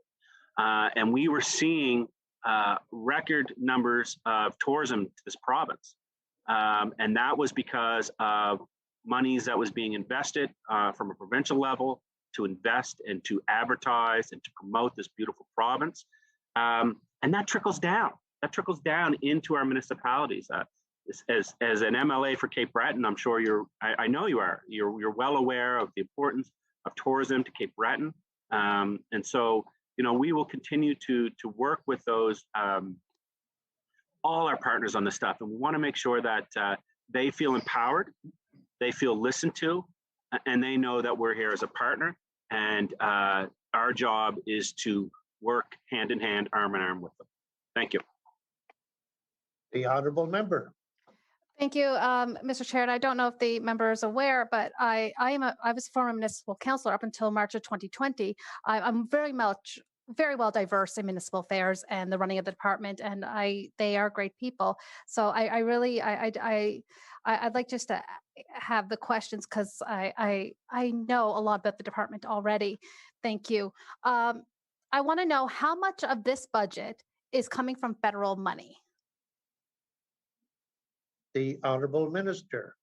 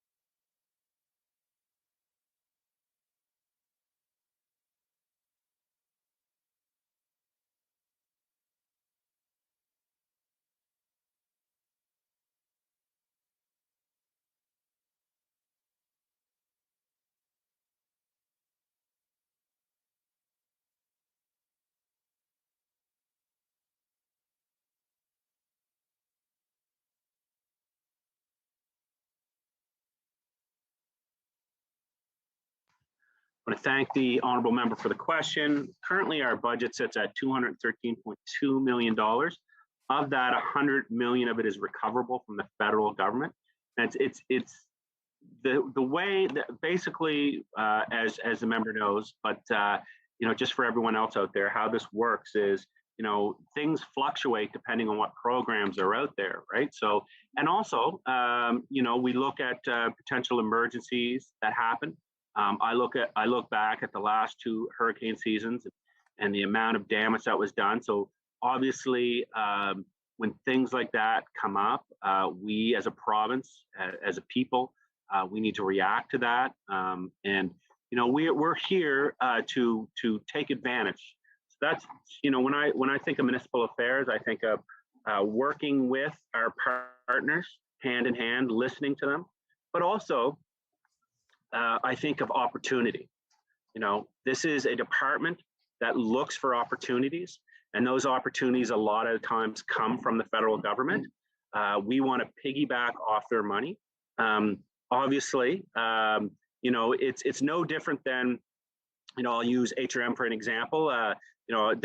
I've worked with in my community and other communities where, HRM has a project and they're looking for funding, and then they come to government, whether it's a field or community center. And so those are the opportunities that we look for. So we look at what is it from a federal standpoint, from a municipal standpoint that is out there, that we can use our money, our taxpayers' dollars, to stretch and to take advantage of. So building that community center, if you can get a third is a fantastic thing to do, right? So we're looking at what the feds have. We're constantly in contact with our partners right across Nova Scotia. And part of like designing and working on this budget is also key priority areas and what programs that are out there that are available. And I look at a good example of that is wastewater sewer, our ISIP program with the wastewater program. That is made available. Because our federal partnership. Without that federal partnership, it would be difficult. Let's be honest, it'd be difficult. But that's what the feds are there for. They're there to partner with us. So when they come to us and they say, "Hey, listen, we realize the importance of water, wastewater infrastructure. We need to have a partner." That's what municipal affairs is. It's a partnership.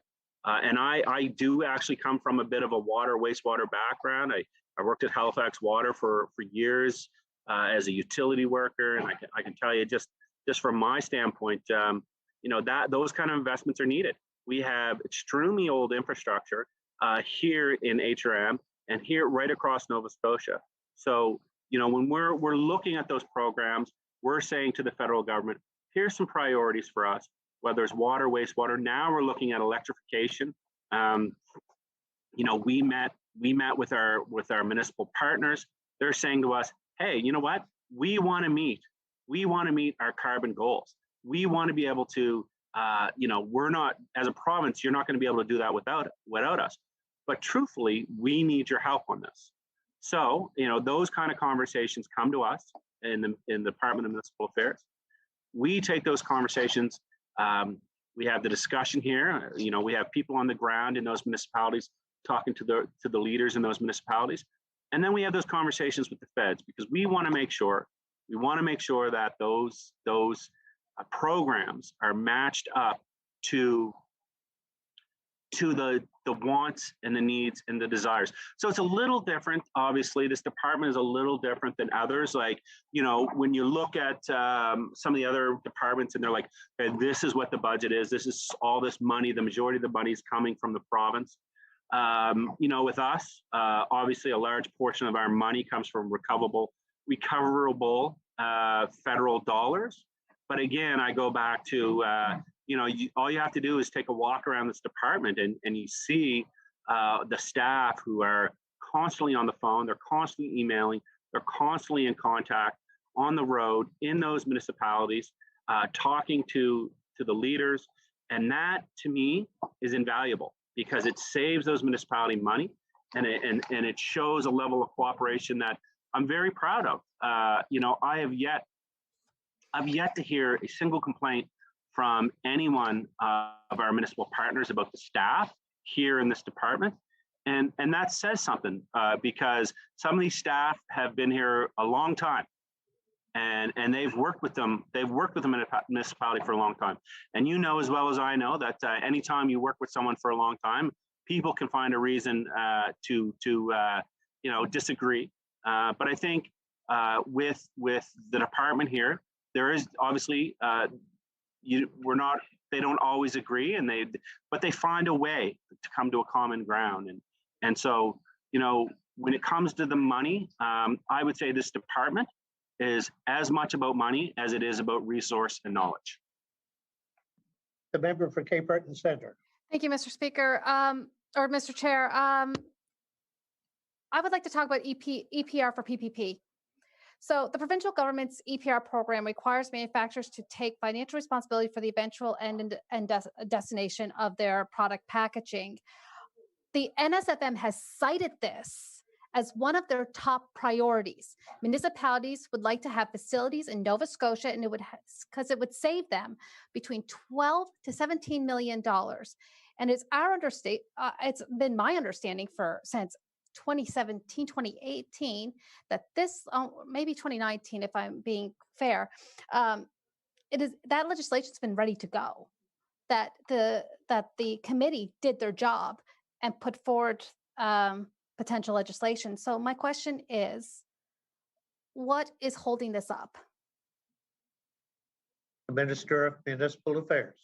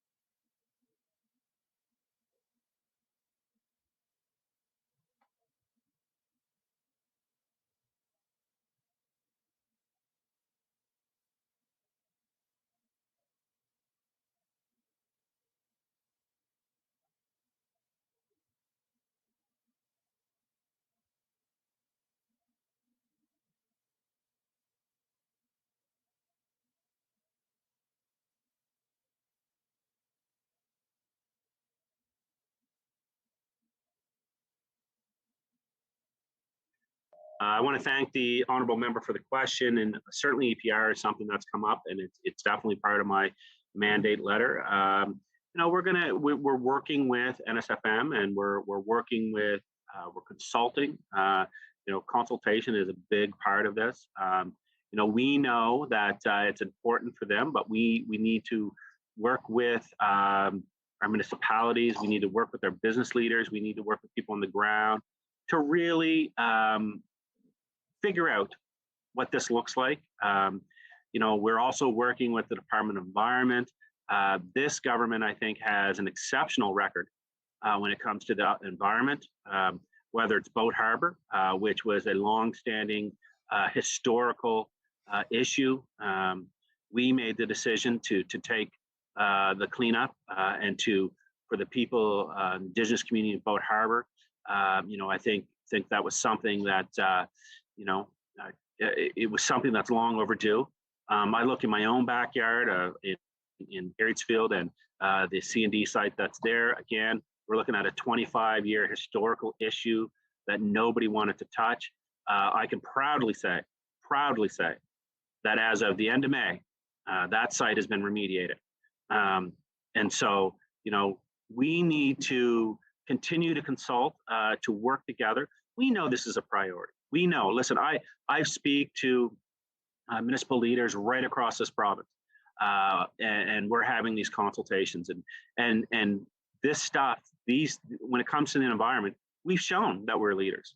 You look at, we can talk about the cap and trade system here in Nova Scotia, and the current premier who helped design and build a Nova Scotia way, a Nova Scotia solution, something that worked for Nova Scotians. It is when it comes to the environment, and EPR is a large part of that. when it comes to the environment. There is no, it's one of the biggest pressing matters. It is the issue of a generation here. It's something that's been talked Order, about. please. It's now time for another 15-minute COVID break. We'll return at 2:08. Thank you.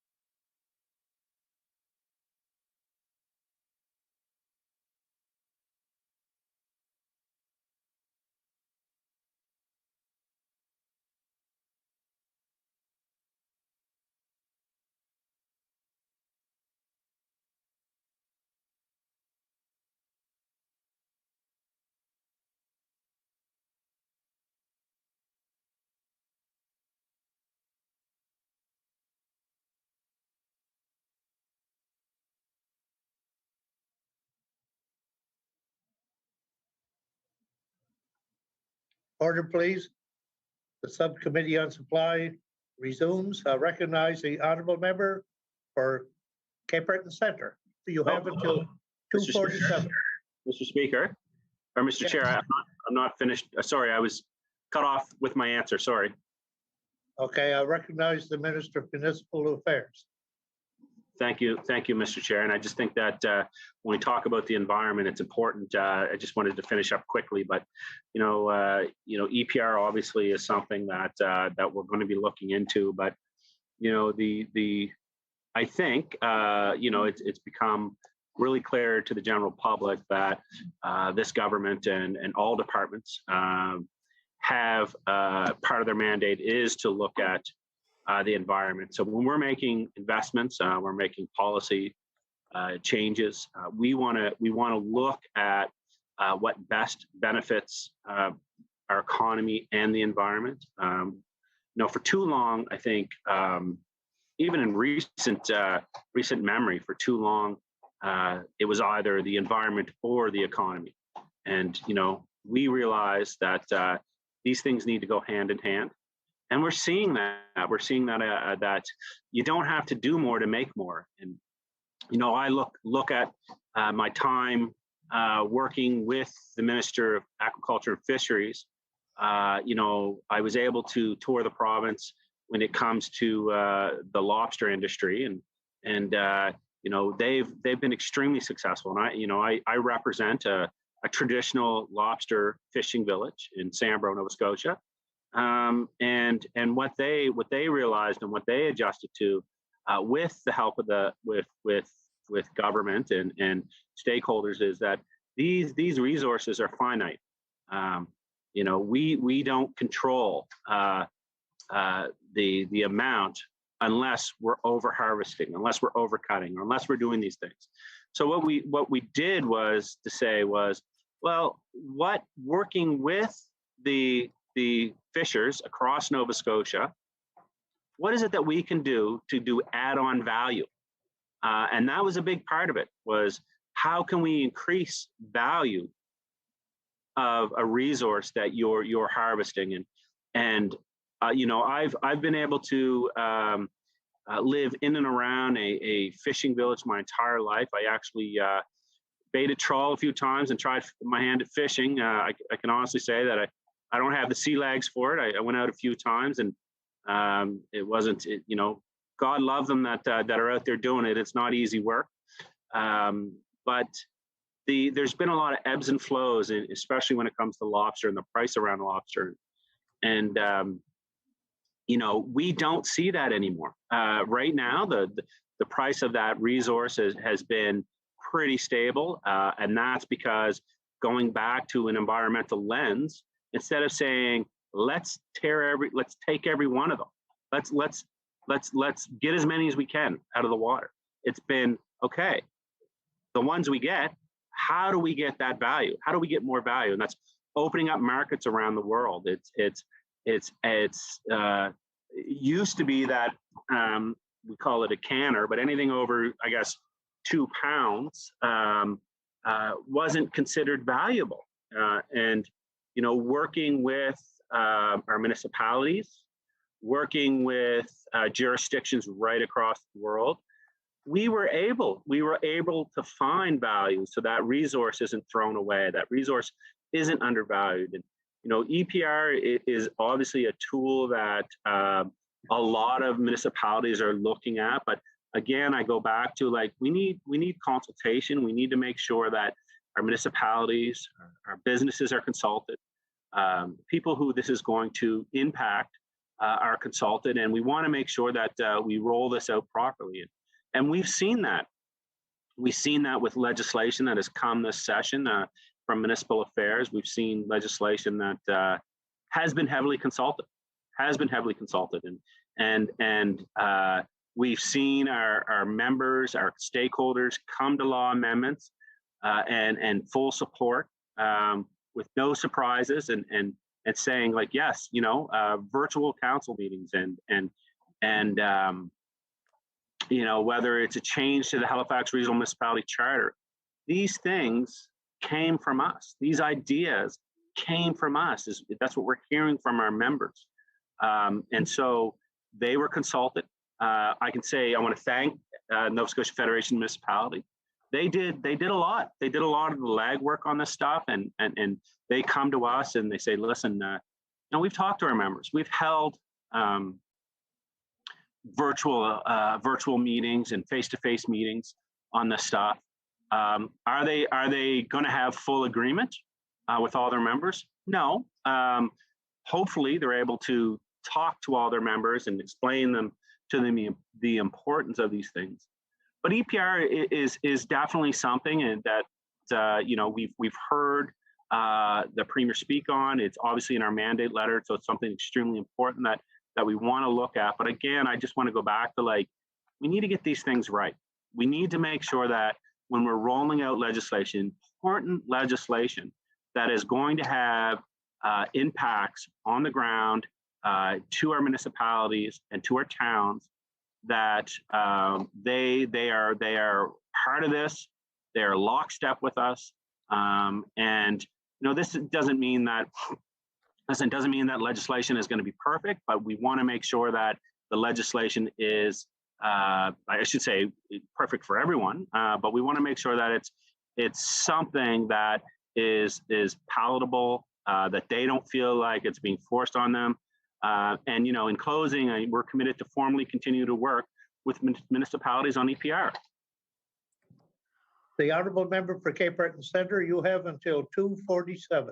Thank you, Mr. Speaker. Mr. Chair, I'm sorry. It's been a long day so far. Mr. Speaker, I've asked about EPR for PPP.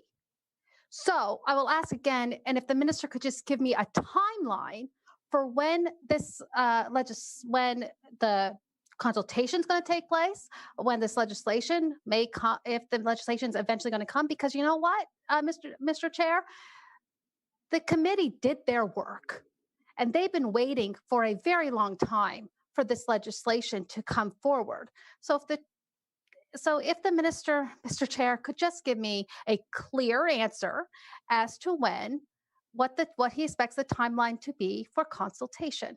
Thank you. The honourable minister.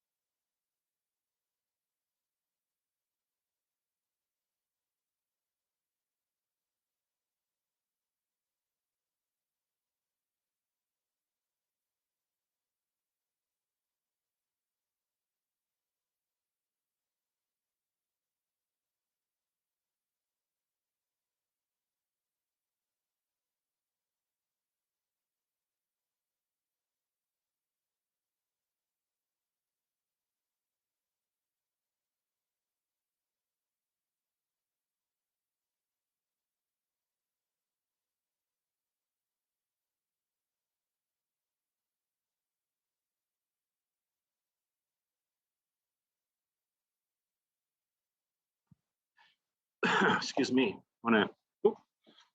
Sorry, I got a hiccup. I want to thank the honourable member for the question. Obviously, EPR is an important topic. We're working with the municipalities, and they've signaled to us that this is a priority for them.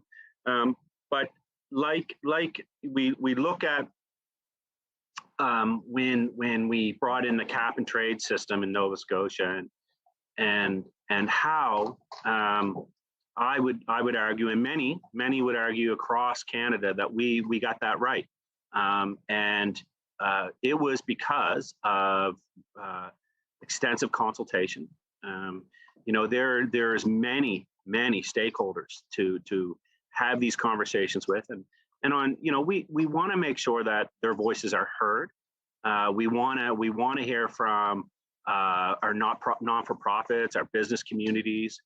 We want to hear from people on the ground, because again, I look back to the cap and trade system that is here in Nova Scotia, and that came because we listened, and from extensive consultation with our community members. And, we know that this is a priority, and there's many priorities.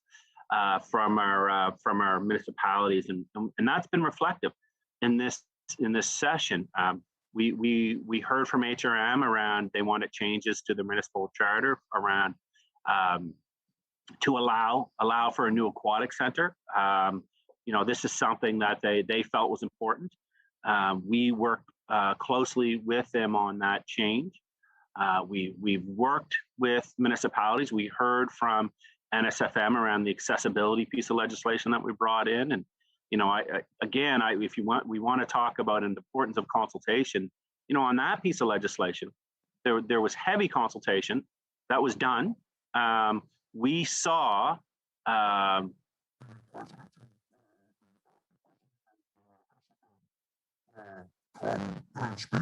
Mr. Chair, there's something wrong with the member's audio. Member, we cannot hear you. Your mic is still on, but we can't hear you.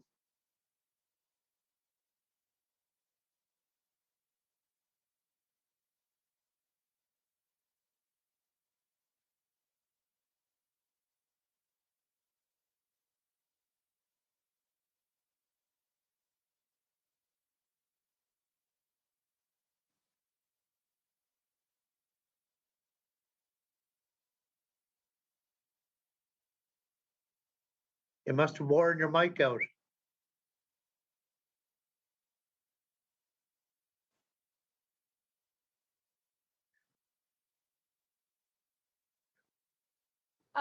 Mr. Chair, I think we lost the member as well. I just want to know, is this going into my time? Well, yes, I think it is, because we have it down pretty pat, but because the minister has disappeared. I'll try and allow a minute or so on the other end. So.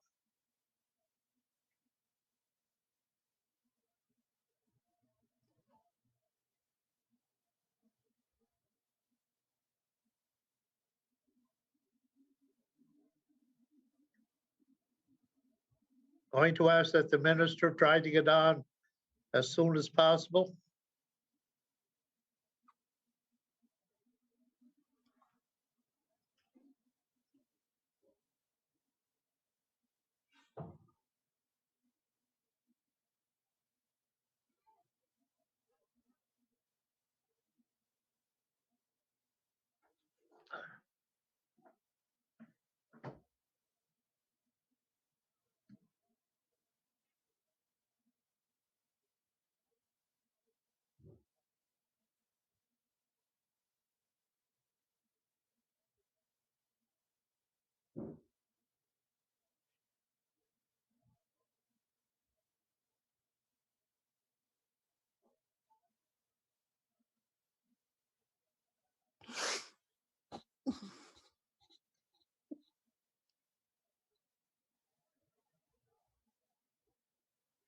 Mr. Chair, what time do I go to? 2:47 so Okay. far.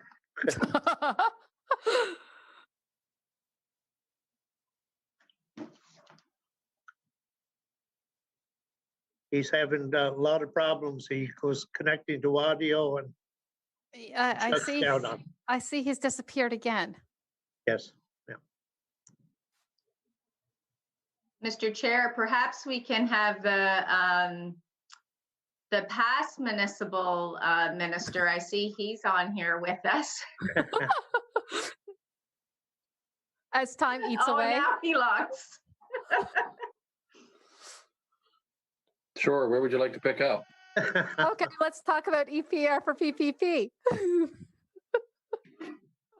Brendan might not be very happy. That's all right, Mr. Well, we can actually change it. We'll go with this one. How about Mr. Chair? Could the former minister, Mr. Chair, tell me why has the province not followed through with the NSFM's request of 20 million over 3 years? Okay. Oh, he's back. The minister is back. So I want to apologize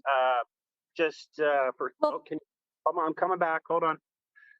We're trying to figure out. We had a technical difficulty there. The computer that I was on, for some reason, just said the audio stopped. I guess it was a sign that I was talking too much. But to go back to the question, you know what? I'll just pass the time to the member. Thank you. My next question, because we're getting stuck on that one. Why has the province not? Order, please, member. I'm going to give you an extra 3 minutes. Thank you, Mr. Chair. Thank you, Mr. Chair. My question to the minister is, why has the province not followed through with the NSFM's request of 20 million over 3 years in the financial capacity grant? The Honourable Minister.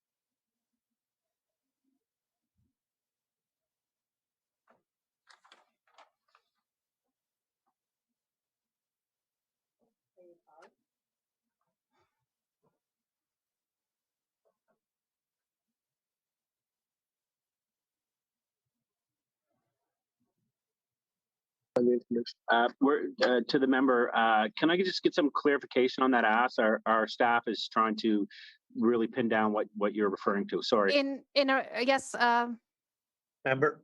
Mr. Chair, in a letter of resolutions that the NSFM provided to the municipal to DMA, there was a request for funding to take the grant and increase the funding by 20 million over 3 years. Minister. I'm sorry. No, it's okay.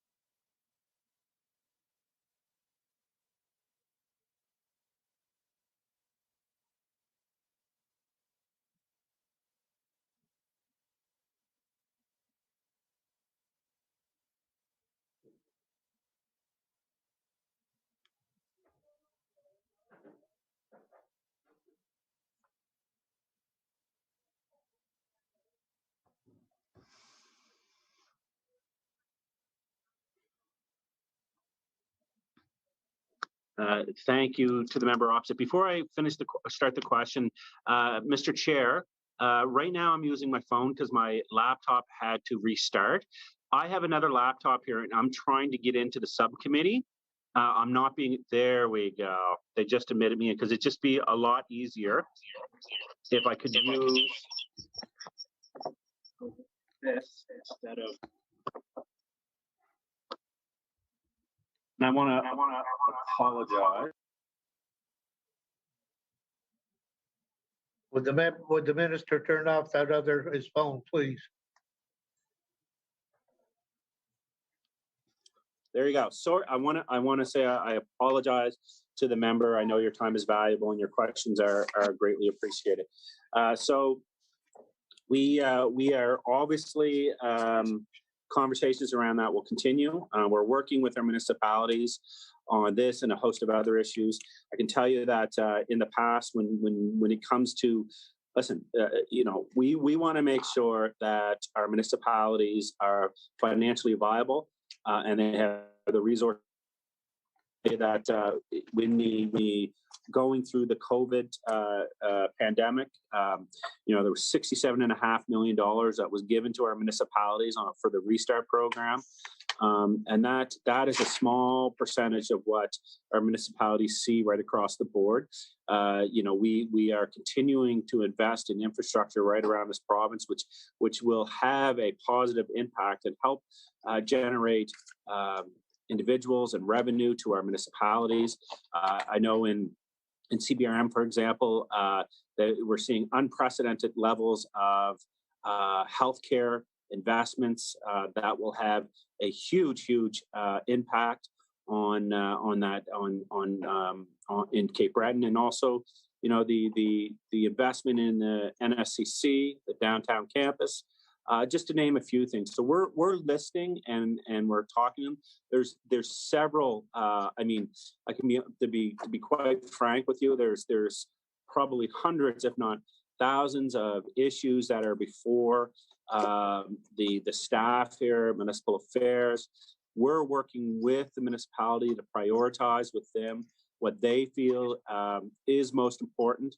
Right now, in my recent conversations with municipalities and towns, what we're hearing is they're looking at coming out of COVID ahead. One of the biggest issues has been around broadband and access to high-speed internet, because we know we can't attract individuals to our community, and we can't expand the scope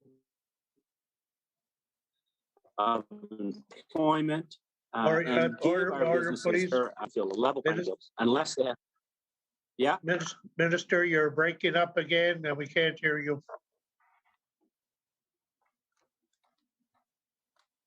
Can you hear me now? Yes, we'll try it again. I think I might be cursed here today. I apologize. This is the third piece of equipment we're using. So, and I was just talking about broadband. So there you go. So yeah, it's for us. It's about figuring out what it is that we can do to put our municipalities on a competitive playing field. And we've heard for decades now the importance of high-speed internet. And that's hundreds of millions of dollars worth of investments that we're seeing from the provincial government. That's finally a promise that's been made for decades that's coming to fruition. We're seeing expansion of high-speed internet right across the province. That is a huge cost savings for our municipalities that would normally, that is something that could have potentially been put on our municipalities. But we're there to work with them and work with private sector to ensure that we see that rolled out right across this province, and that our municipalities become more attractive, because we know right now that we are in high demand. Nova Scotia is in high demand. There is a list a mile long of people who want to come live in this province, and that's how we're going to grow this province with good immigration, with people moving back home. Municipal equalization is just one tool. We're exploring this and other means to assist in the economic sustainability of our municipalities. I think sometimes, we concentrate on one thing and we don't see all the other things that are going around, that are happening around us. And I can tell you that when I speak to our municipal partners, they're happy, they're proud, and they're excited to see schools being built all around them, roads being paved all around them, investment in the fishing industry, investment in high-speed internet. We went, I think, back-to-back years with record investments in infrastructure from the Department of Transportation, and that spread out right across this province. And that happened because we were able to take a fiscally responsible approach to governing Nova Scotia. We were in a massive deficit situation in 2013 when we took over, and we were also in a structural deficit, whether it's through healthcare or roads or schools. It's important to look. For me, it's important as Minister of Municipal Affairs to look at the big picture and to say, okay, we're looking at the equalization portion of it, but we need to continue the communication and continue the work with our municipalities, and we see the positive work that's going on from one end of this province to another. The honourable member for Cape Breton Centre. Thank you, Mr. Chair. I'll be happy to know that the minister just called it equalization. Good to know we got that confirmed. What else I would like? So that was all in all, that was an answer to some question. I don't know what it was, but it really was not the answer to mine. But I'm moving on because I only have a time limit here. And so we want to talk about spreading the wealth, and we want to talk about municipalities and being able to thrive. Municipalities need operational funding. They need money to actually do their responsibilities. And so part of that was supposed to be under the cannabis tax revenue. The feds agreed to a 75% breakdown in cannabis tax revenue with the province, with an agreement that 25% of the 75% would go to municipalities. As of today, there is no such agreement in Nova Scotia. Instead, municipal units have to take on more administrative work in order to receive their money, which I call showing their receipts. So currently, what percentage, I'd like to know from the minister, what percentage of tax revenue is currently going to municipalities? And that is the cannabis tax revenue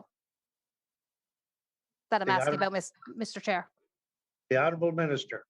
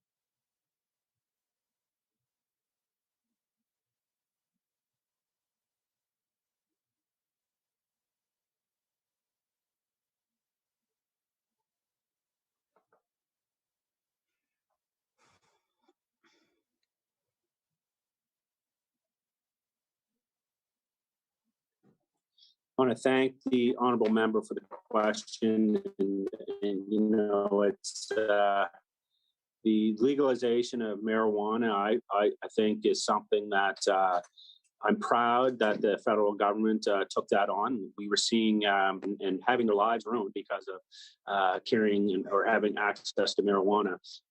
So it's something that I'm very proud of. Nova Scotia has taken a safe approach to this.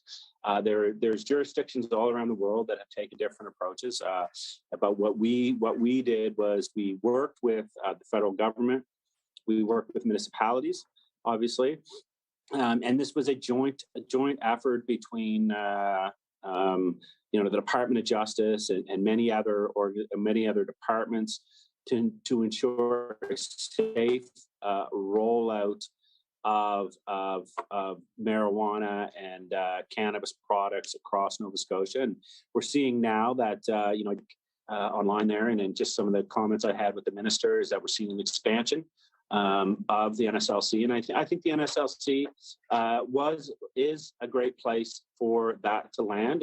And we're seeing that it's been shared fairly, I think, across municipalities where they've tried to work and have that those stores representative in all corners, and we're going to see an expansion of that. And it's originally I think when these conversations came out around the legalization of marijuana,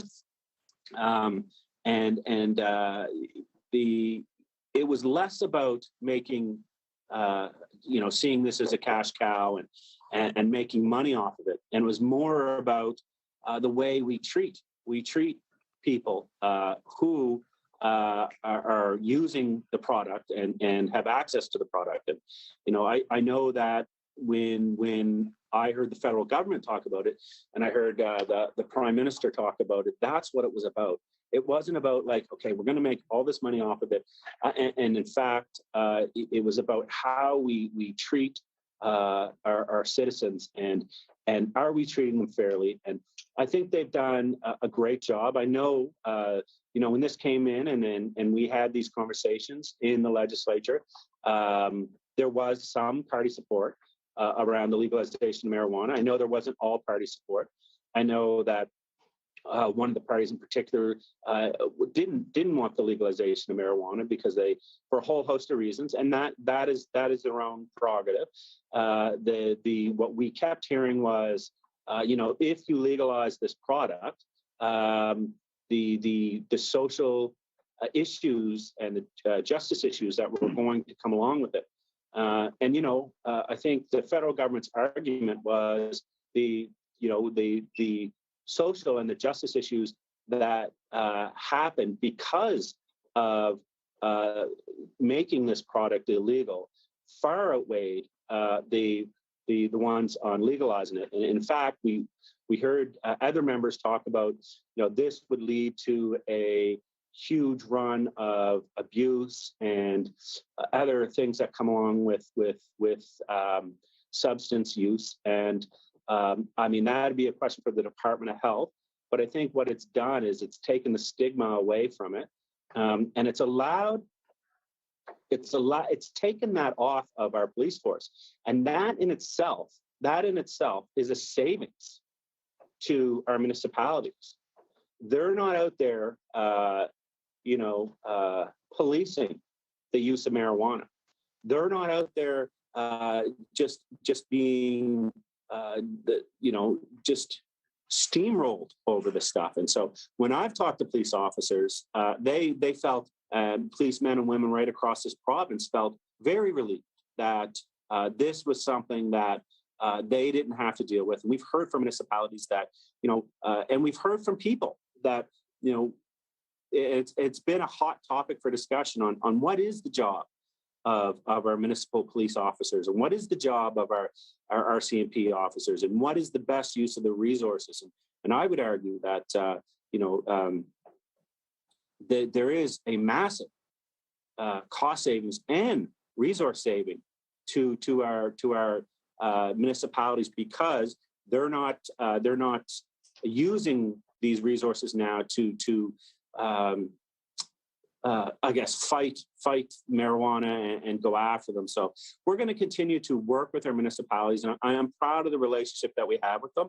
Again, I haven't heard from. We've sat down and had multiple conversations with our municipal partners. This is not something that we've they've identified as a top priority. So if they want to have those discussions, what I would say is, we're here. We have staff that they're in contact with them every single day.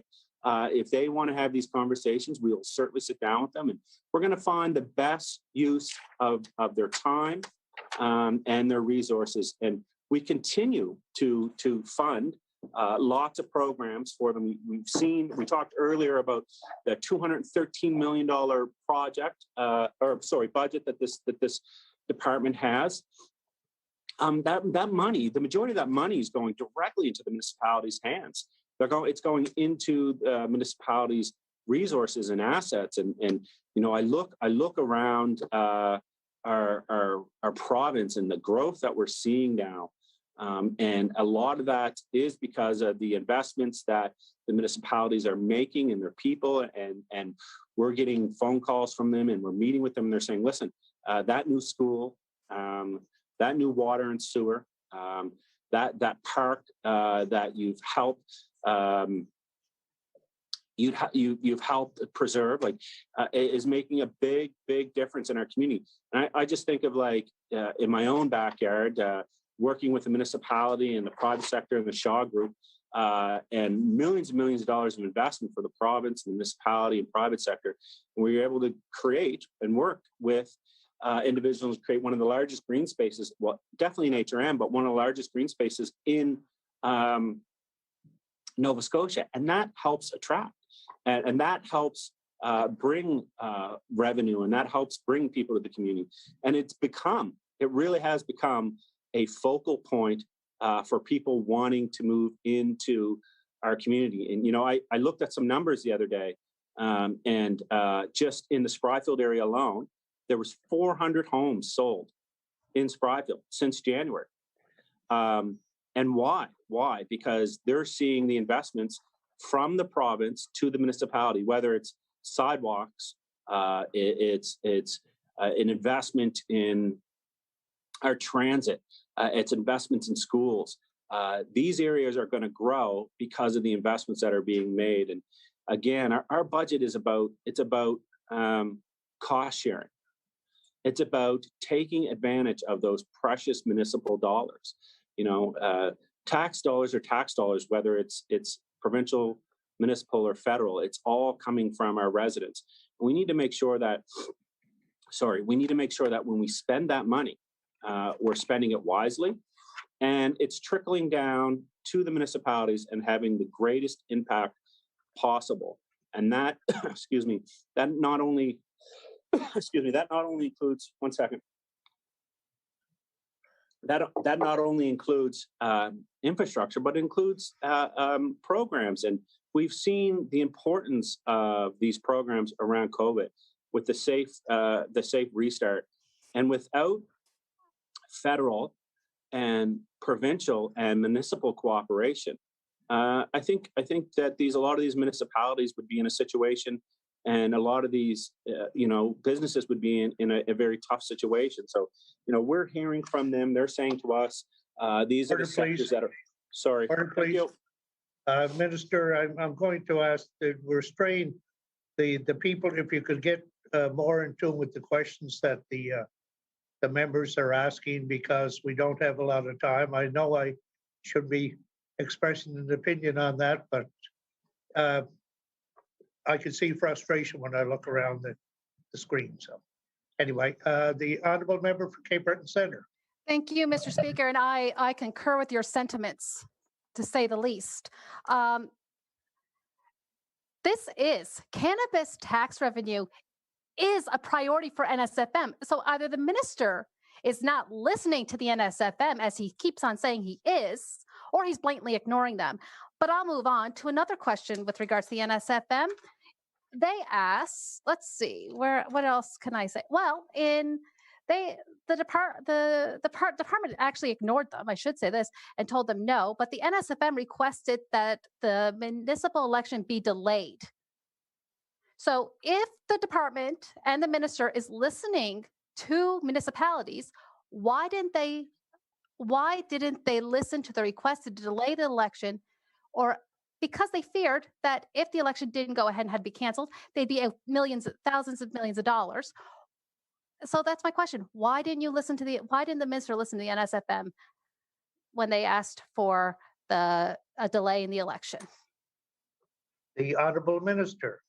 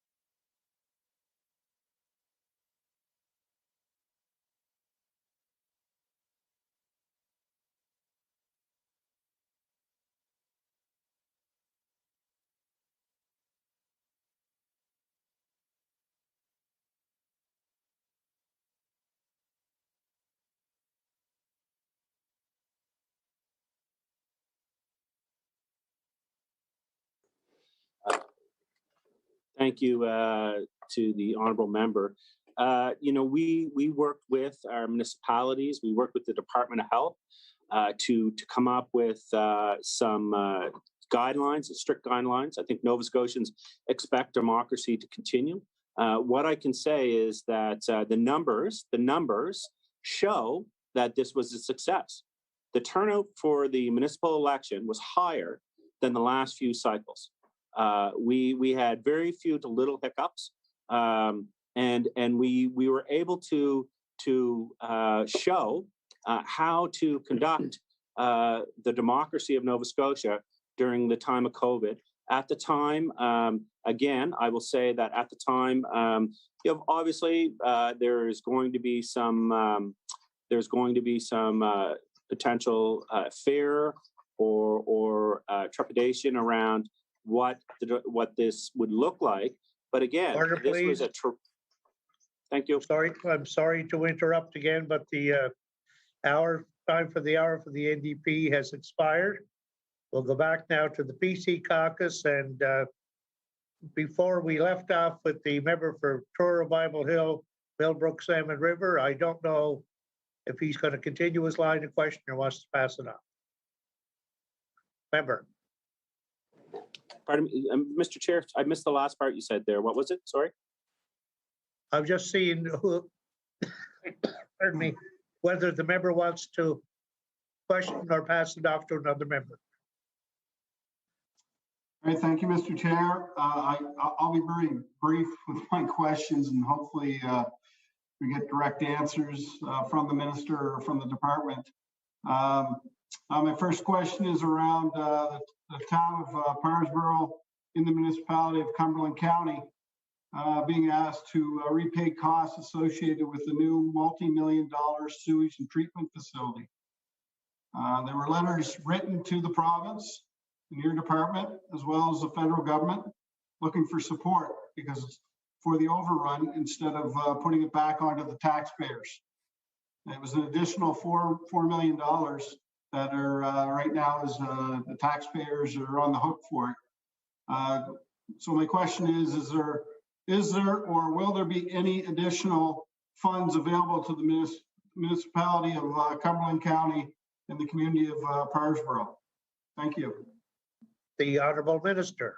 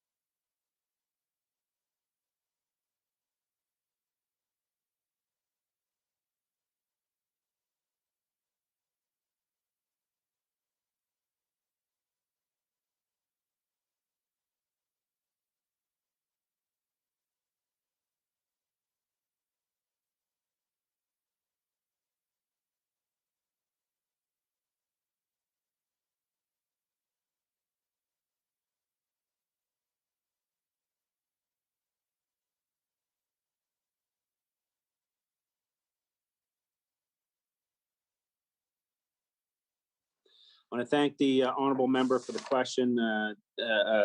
When it came to the water, wastewater, we as a province had provided, along with the federal government, had provided 100% of the funding, and this was during the dissolution process.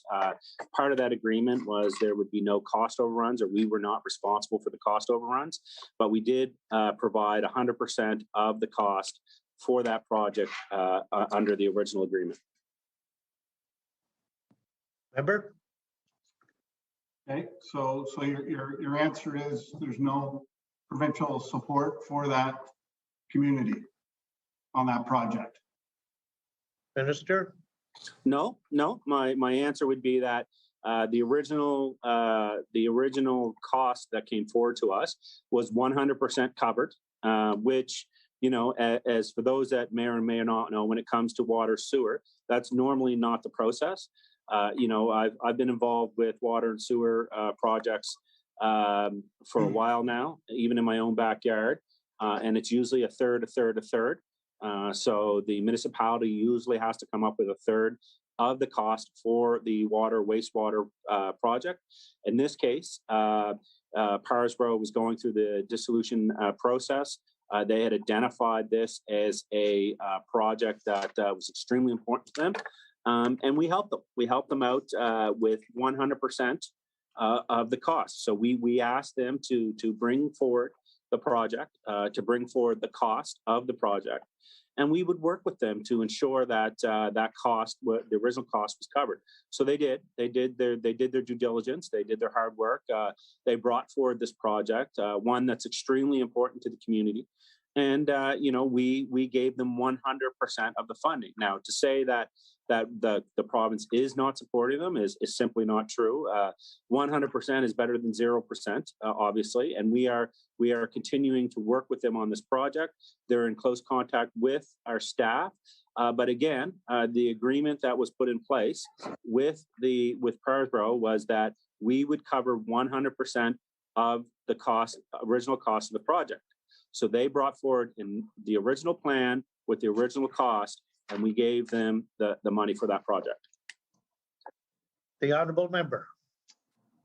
Thank you, Minister. To the chair. Well, I'm just going to move on to my next question. Here in the town of Truro, we've had some recent announcements and closures and relocations, and this is an EMO question, by the way. Relocation of the local RCMP 911 Communication Center detachment took 55 jobs out of the community. In your mandate, you talk about partnering with Public Safety Canada and other related stakeholders to continue to facilitate critical infrastructure emergency planning programs. And I guess what's the role? Describe the role public safety has in dealing with EMO and continuing in planning and development related to deployments of the next generation 911. So when we lost this communication center, I was asking the questions from day one about it, and I kept getting pushed off to whether it was the federal government or the RCMP, and the province obviously would play a role in this decision to move it to the Dartmouth headquarters. I guess my question is, again, is why? And what's your plan moving forward in strategy when it comes to the next generation 911? The honorable minister.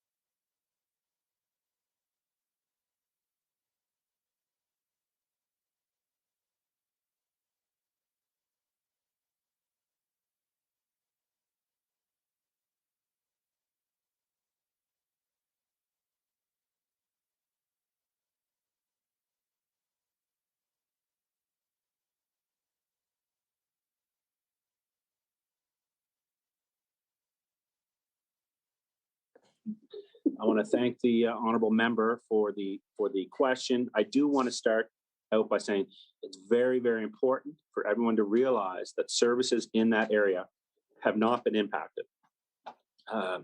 The movement of the 911 service call center is a federal decision.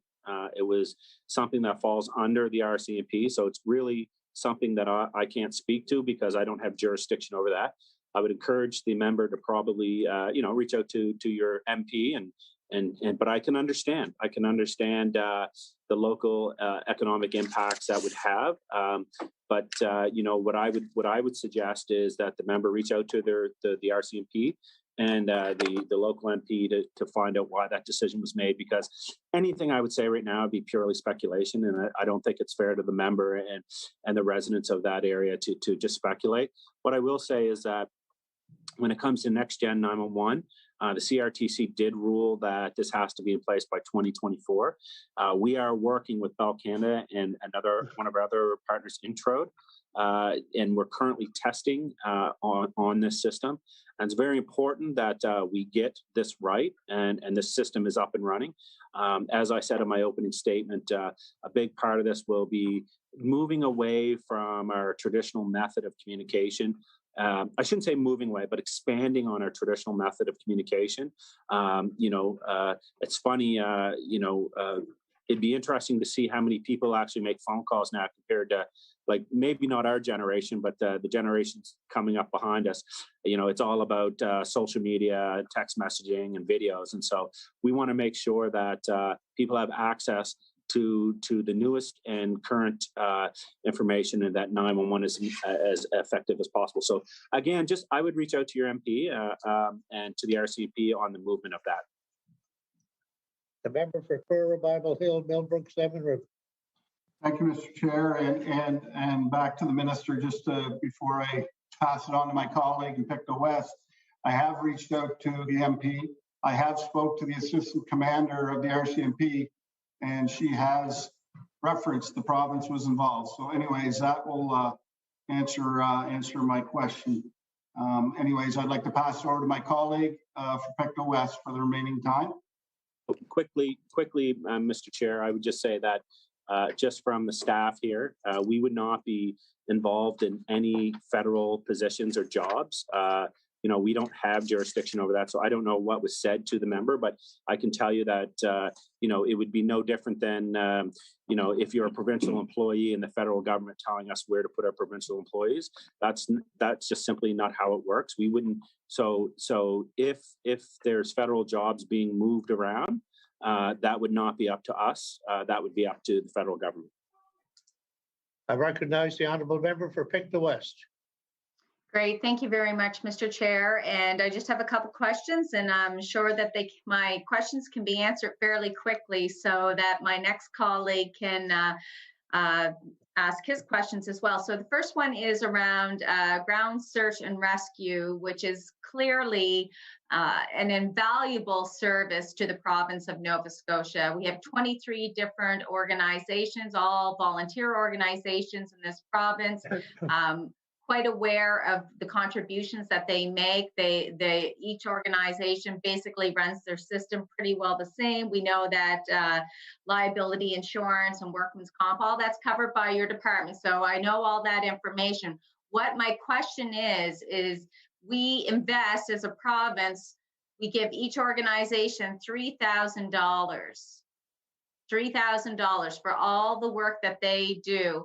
I'm wondering if the minister is going to consider giving them an increase. They have not had an increase for decades, I believe, but I could be corrected on that. But at the end of the day, you're investing basically $69,000 between the 23 organizations. Surely we can increase it to $5,000 each and put it up to $115,000. So, Minister, what are your thoughts on that, please, through the chair? The Honourable Minister of Municipal Affairs.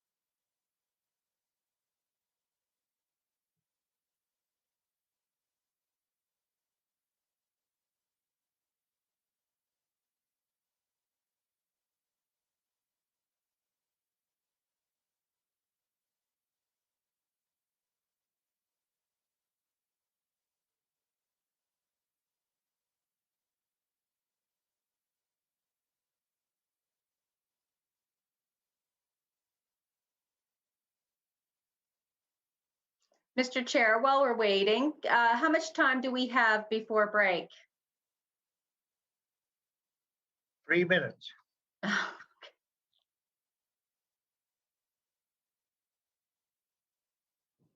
want to thank the honorable member for the question, and I want to first recognize our search and rescue crew and all the great work they do. And you know, I have friends that volunteer and work with our search and rescue, and they're an important part. They're an extremely important part of our frontline workers, and they work side by side. And listen, they save lives.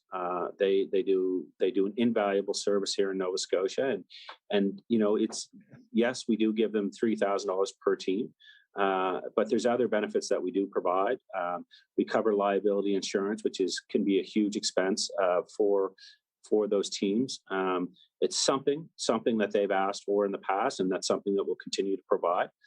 We also will cover and do cover, I should say, their workers' compensation. Mr. Again, Chair. that's a savings for those teams. Mr. Chair, I'm not finished. Sorry. And that is a savings for those teams. And it's something that we make sure that these things don't come out of their pockets.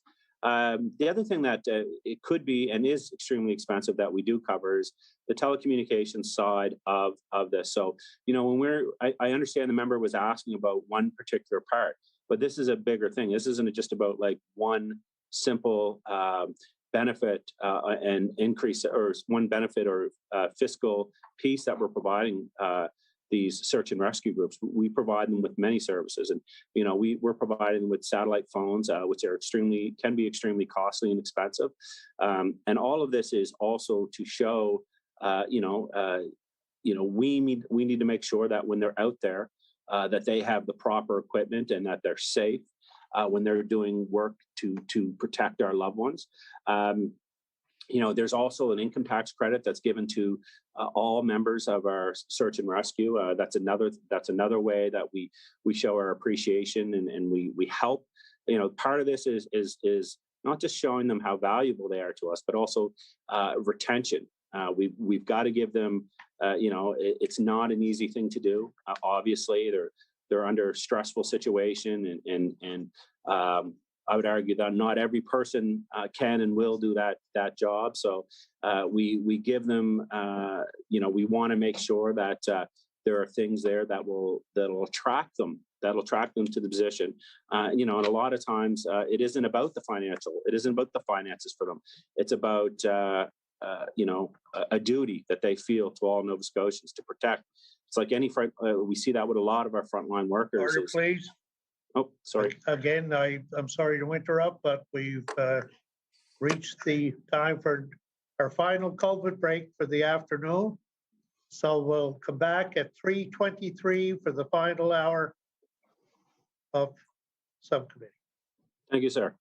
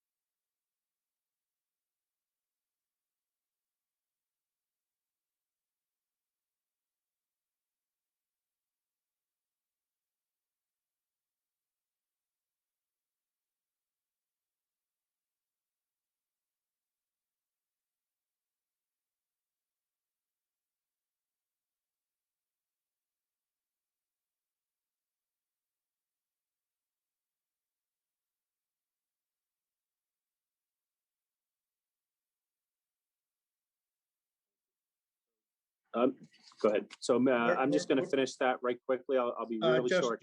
Just 1 minute, Minister, please. We're running a little bit behind the committee in the House. We're about 7 minutes behind them, so we started a minute earlier. Hope you don't mind. Yeah. I'll let the minister finish briefly his response. So I guess to kind of wrap it all up, Mr. Chair, in addition to the $3,000 that we provide, we also provide a lot of different services which take the monetary pressure off those organizations. And to close the question out, we want to thank our search and rescue volunteers and the ones that are out there on the front line. And thank you for everything they do to keep Nova Scotians safe. The honourable member for Pictou West, the stop time is 4:01. Thank you very much, Mr. Chair. And to the minister, absolutely not has taken the pressure off. I wouldn't be asking the question if it was taking the pressure off and you were giving them more than $3,000 a month. As I opened with my statements, I am completely aware of what your department is giving them. In fact, even a license plate was recently mentioned that they're receiving. That's not what these organizations are asking for. They're asking for base increase in their operational amount. And it's disappointing that the Liberal government doesn't support in increasing, these organizations, their overall budget from 3,000 to 5,000. They're well worth it. Certainly they're well aware of how grateful I am of their commitment to this organization and the amount of volunteers that sacrifice their lives to go out and save ours. And I definitely support an increase in their basic funding. So I will get back to them and certainly let them know that there's no indication of an increase in funding. But that's fine. But I do want to ask, I do know that when their members are traveling, that they can be reimbursed for their travel and their meals. But a lot of these organizations, Mr. Chair, a lot of them actually do not have enough money to write checks for their members, for their travel and their meals. And therefore, they're waiting 2 to 3 months to get the money back from the government. That's why they need this basic operational increase. So I know that my other colleague that will be on later will be asking a number of questions as well around this. And so just to finish off, I'm just wondering if the minister can commit to maybe speeding up that process of making sure that they receive their funding for miles and meals. The Honourable Minister of Municipal Affairs. I want to thank the honourable member for bringing this forward. I can tell you that I will bring this forward to staff. We will work on expediting the process as much as we can, and we value all the work that our search and rescue teams do. It's extremely important work. We talked about the member talked about operational expenses and helping them out with operational expenses. The $3,000 is second only to BC.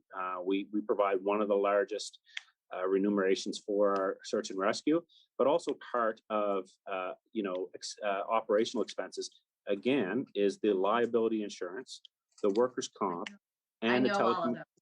Please, can I continue? And the telecommunications.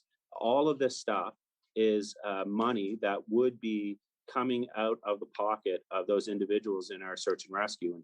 And we've taken that upon ourselves to deal with those issues and to deal with that funding. And that could add up to potentially hundreds of dollars a month. But we are dealing with that because we know that we need to take some of that pressure off of our search and rescue. The last thing they need to the last thing that they need on their mind when they're out there bravely supporting all Nova Scotians is where they're going to be able to pay their liability insurance, their workers' comp, and their telecommunications. And just having the satellite phones alone is a massive, a massive asset to our work, our search and rescue, because just looking at Nova Scotia, the cell phone service, we do have fairly decent cell phone service as someone who worked in that industry for a long time.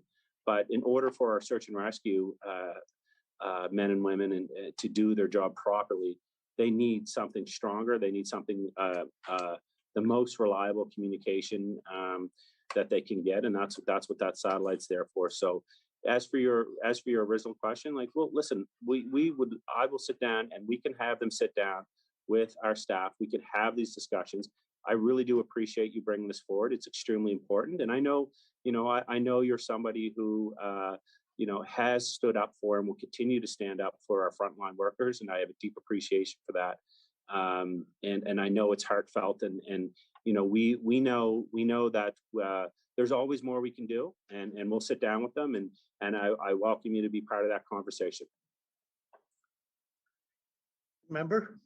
Thank you very much, Mr. Chair, and thank you, Minister, for your answers. What I'd like to discuss next would be regarding, there was a letter sent, many actually, I believe, but one from myself and one from the Mayor of Pictou and the Warden, and requesting your department to engage in our project of our new library, which earlier you spoke of thirds for funding. We have all our thirds, except from the province. We have the federal, we have the municipal. We wrote a letter asking for you to be engaged as well. I'm not sure exactly the date of the letter, but you're probably aware. And my question is simple. On behalf of basically all Pictonians and our municipality and our town council, are you willing to engage and support us at the executive council on this project and give it a push and be, someone that's champion around this project for us? Thank you. The Minister.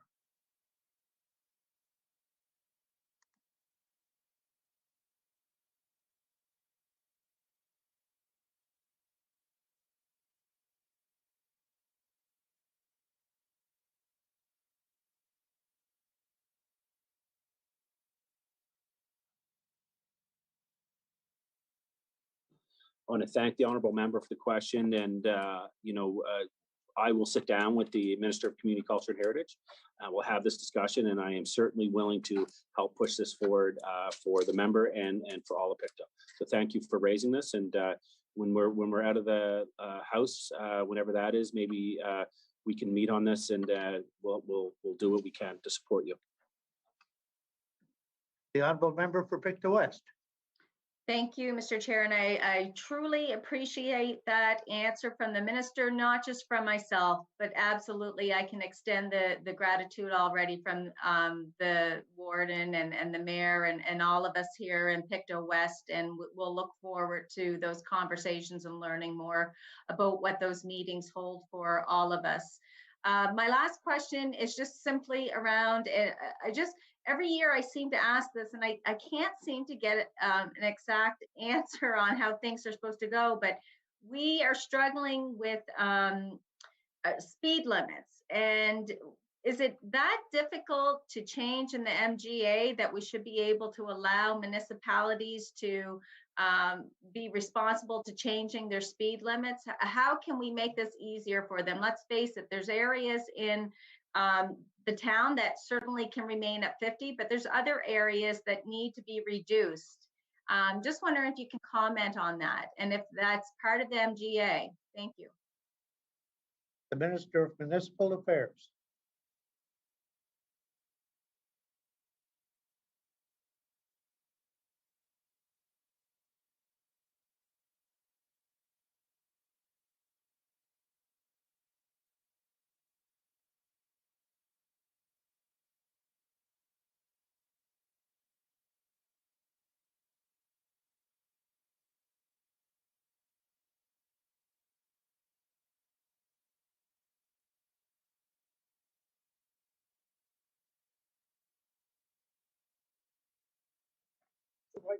I want to thank the honourable member for the question, and just quickly to go back to your previous question, I do want to say that that the library is a fantastic project, and speaking to staff, we will continue to work. And thank you. I really do want to thank you for pushing it forward, but we will do what we can.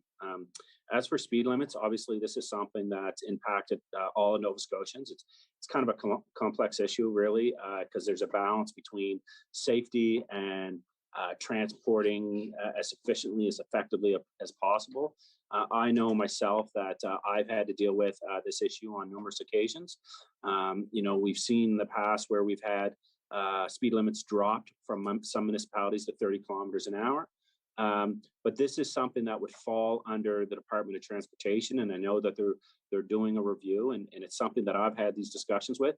But listen, we can certainly, and it's something that is top of mind for myself and many other MLAs and Nova Scotians. But what I promise to do is I will talk to our staff, figure out the process for yourself and for others, and we'll get back to you.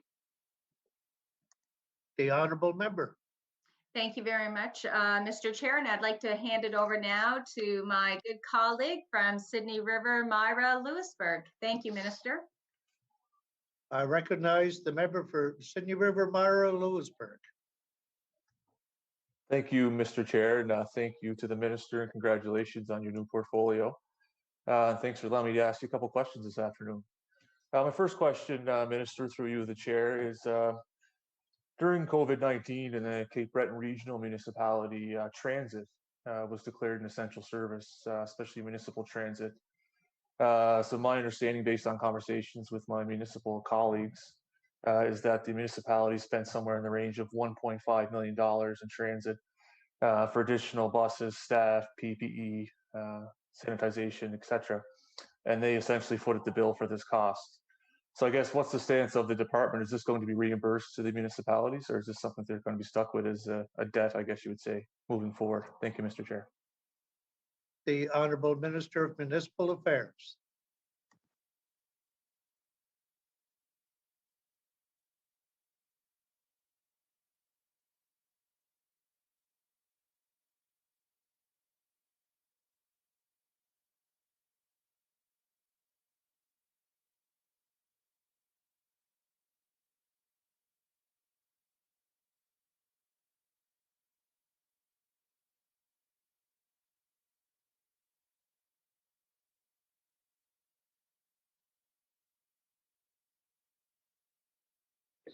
I want to thank the honourable member for the kind words and the question. I can tell you that under the Safe Restart funding, CBRM received just under $4 million, and they submitted their costs through the Safe Restart program, and we reimbursed them for what they submitted.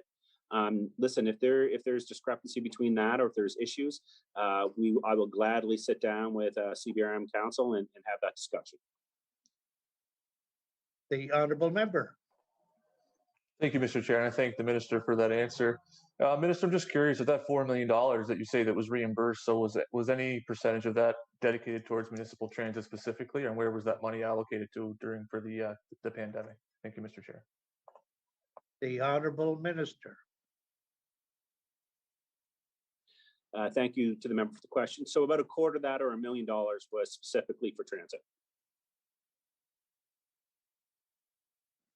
Member.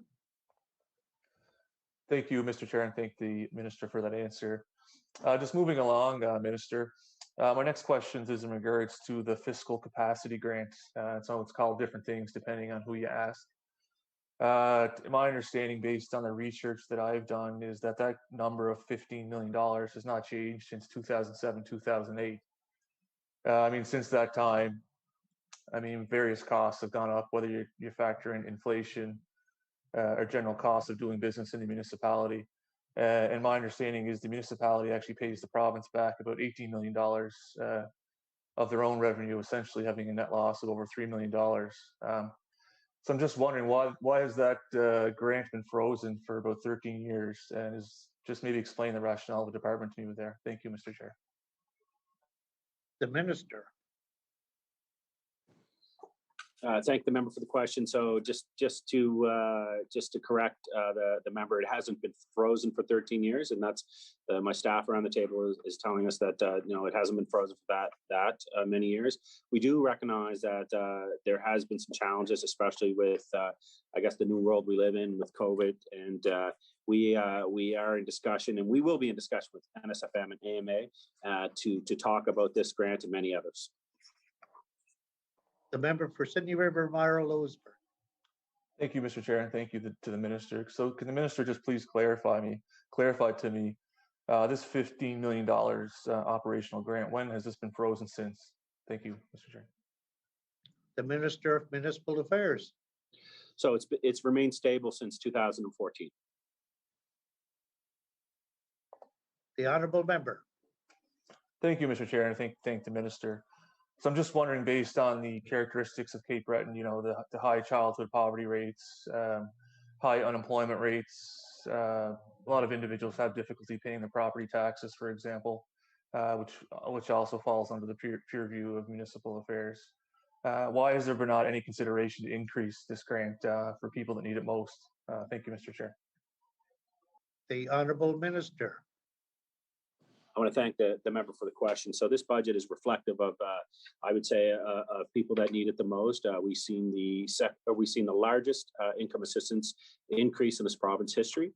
That was followed by the second largest, previously the second largest increase. That $100 per individual is going to go a long way to helping people. The newest statistics, my understanding is some of the new statistics that are out are showing child poverty is decreasing. But I'll be honest with you, any child that lives in poverty is one too many. We need to make sure that we're supporting our children, that we're giving them the proper place in life to start. This is something for me that's personal, and I think it's personal for every member around the table. Someone who's experienced childhood poverty in my life, I understand what it's like, and we know that COVID has shone a light on not just this, but and the environment and so many other issues, and that's why this budget is reflective of that. That's why we're seeing these large investments. And as for CBRM, like we met with leadership 2 weeks ago, myself, the Premier, the Minister of Education, and staff from all departments to have a discussion about their priorities. And in my short time as minister, I can say that I have had numerous conversations with CBRM. We recognize the importance of our second largest municipality and all they bring to this province. And we're going to continue to work with them. And we're going to continue to listen to them. And we're seeing, listen, as well as I know, better than me because you grew up in Cape Breton, that these are the experts on the ground. They know what the issues are. And my job is to listen to them. But we're seeing record investments in some of those areas, and we've made it a priority to support those that need it the most and underrepresented communities in this province. Member. Thank you, Mr. Chair, and thank you to the minister. So, Minister, I'm just curious. I'm wondering if the department would be able to give me a breakdown of the last 10 years, I guess, of the operating grant with increases over, incremental increases. I think you said that the last increase was in 2014, so maybe my research is not accurate. So I'm just wondering if I'd like to get a breakdown of the increase and maybe what that was based on. Thank you. Minister. Yeah, not a problem. We'll get you. In fact, we'll get you all the operating grants. We'll get you that information. Obviously, I can't do it right now, but we'll make sure that information lands in your hand. The member for Sydney River, Mara Lewisburg. Thank you, Mr. Chair, and thank you to the minister. Minister, I'm just wondering your position, I guess you would say, on the property tax cap, especially for new homeowners in Cape Breton. I know last February, I believe, in 2020, there was an all-party committee hosted meetings held in Halifax. There's been no dialogue, I don't think, whatsoever since that time on that subject. So I'm just wondering, is there any alternatives to the property tax cap that are on the table, and maybe what are the department's views on the property tax cap, especially for young homeowners trying to start up here in Cape Breton? The Minister of Municipal Affairs.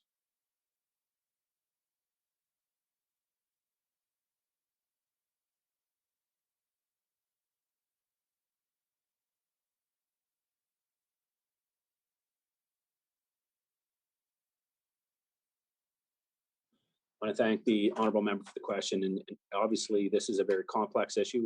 We're having this conversation with all our municipalities, not just CBRM. But we need to recognize that pulling a lever over here is going to impact someone over here. So we want to make sure that any changes that are made are fair and equitable to all Nova Scotians. We realize that the market here now in Nova Scotia is extremely desirable. So any changes, as you could very well appreciate, any changes that we make, we want to make sure that we're not adversely affecting someone else. The honourable member. Thank you, Mr. Chair. Thank you to the Minister. Minister, I'm just curious if your department had any meetings with stakeholders in the CBRM in regards to a potential new library. If there's been any dialogue, I mean, what's the level of support gauge within the Department of Municipal Affairs, and what do those discussions look like? Thank you, Mr. Chair. The honourable minister.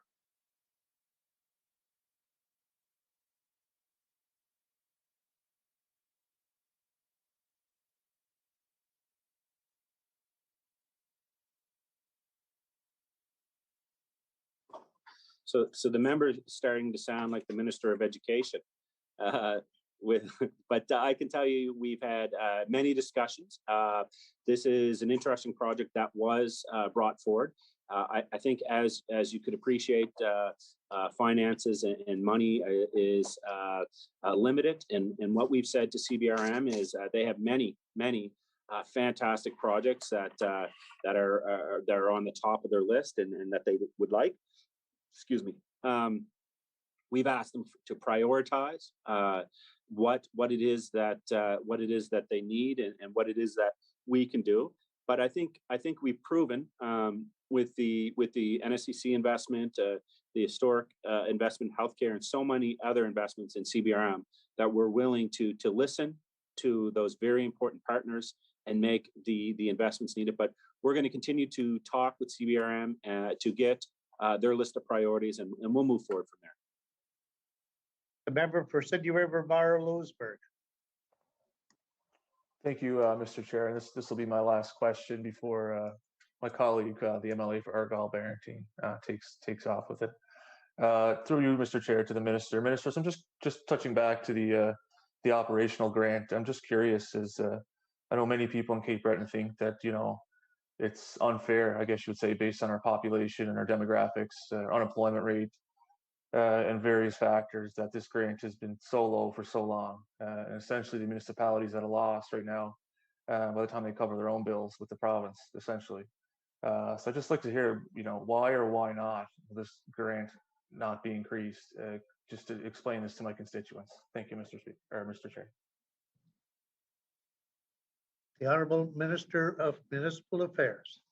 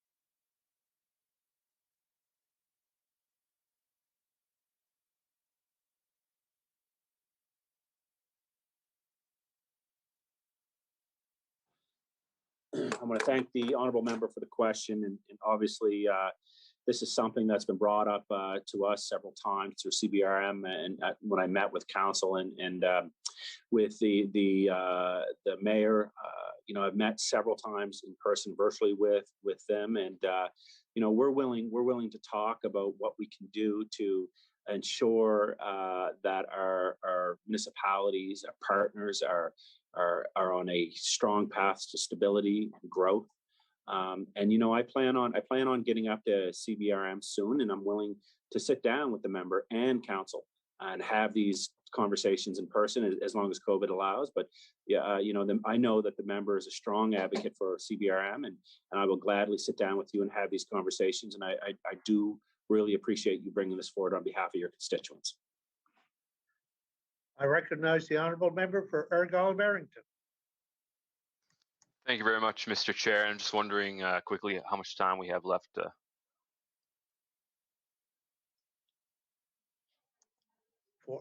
14 minutes. Very good. Thank you, Mr. Chair. I want to thank the minister for his time this afternoon and that of his staff. I'm going to get right into it. Following up on the topic that my colleague from Pictou West started off with regarding ground search and rescue organizations, I would like to give the minister maybe an opportunity to clarify or correct the record. I have in my disposal statistics from 2019 regarding Nova Scotia ground search and rescue organizations. There's 23 organizations. They did 56 searches at that time, over nearly 13,000 search hours, over 32,000 training hours, over 68,000 administration hours. They've done over 15,000 of fundraising public presentation hours. It's a lot of time dedicated by almost 1,200 Nova Scotians who are passionate about their communities.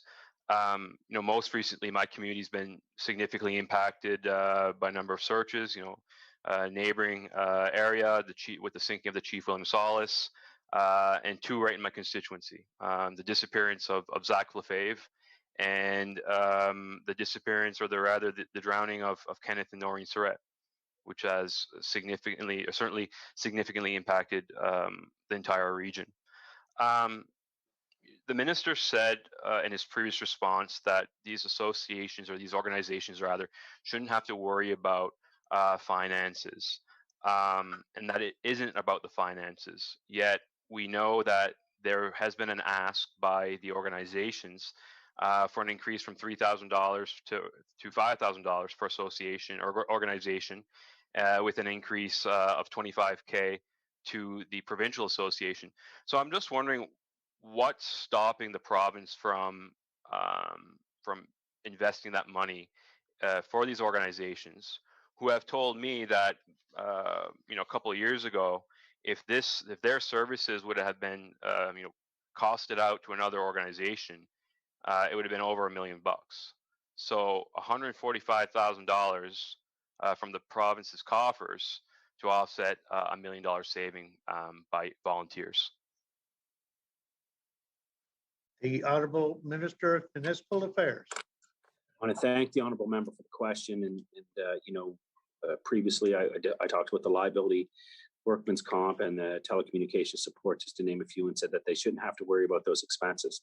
And I'm glad that we cover that. Also, I want to, our heart goes out to all those families that are impacted. And obviously, it's not an easy thing to do. And our search and rescue people are doing an amazing job. I'm going to sit down with our staff. We're going to have a conversation about this, and we'll see what we can do. We'll talk to them, and we'll reach out to our search and rescue groups and see what we can do to help. The honourable member. Thank you, Mr. Chair, and thank the minister for his response. When he was answering my colleague from Pictou West, her question, I was sort of thinking back in my mind, where did the minister come up with this ideology that it wasn't about finances, when the reality is, at least in rural organizations that I'm aware, when they have to make a decision between infrastructure needs, like the one in Yarmouth, for Yarmouth County, the roof's leaking, there's a number of issues, to making repairs on one of their critical pieces of vehicle infrastructure, to juggle that. I think they're very much appreciative of the province's support when it comes to telecommunications and the workers' comp and the liability insurance. But when they have to go in on a training night and think about, well, what happens when the next call that we get, the next search that we get, and we can't start our vehicle anymore? What impact's that going to have on their communities? So I think it's certainly weighing heavy on their minds. So I do urge the minister and his staff to have a serious consideration about the funding model. I'm just wondering, what's the minister's response or message to ground search and rescues about their finances? Because recognizing that some may get support from municipal governments and others may not. But for those who are struggling, I'm just wondering, I'm interested to hear what the minister's comments on finances for these organizations who volunteer their time. The Honourable Minister. Thank the member for the question. My response would be I'm extremely grateful. We're extremely grateful for everything they do.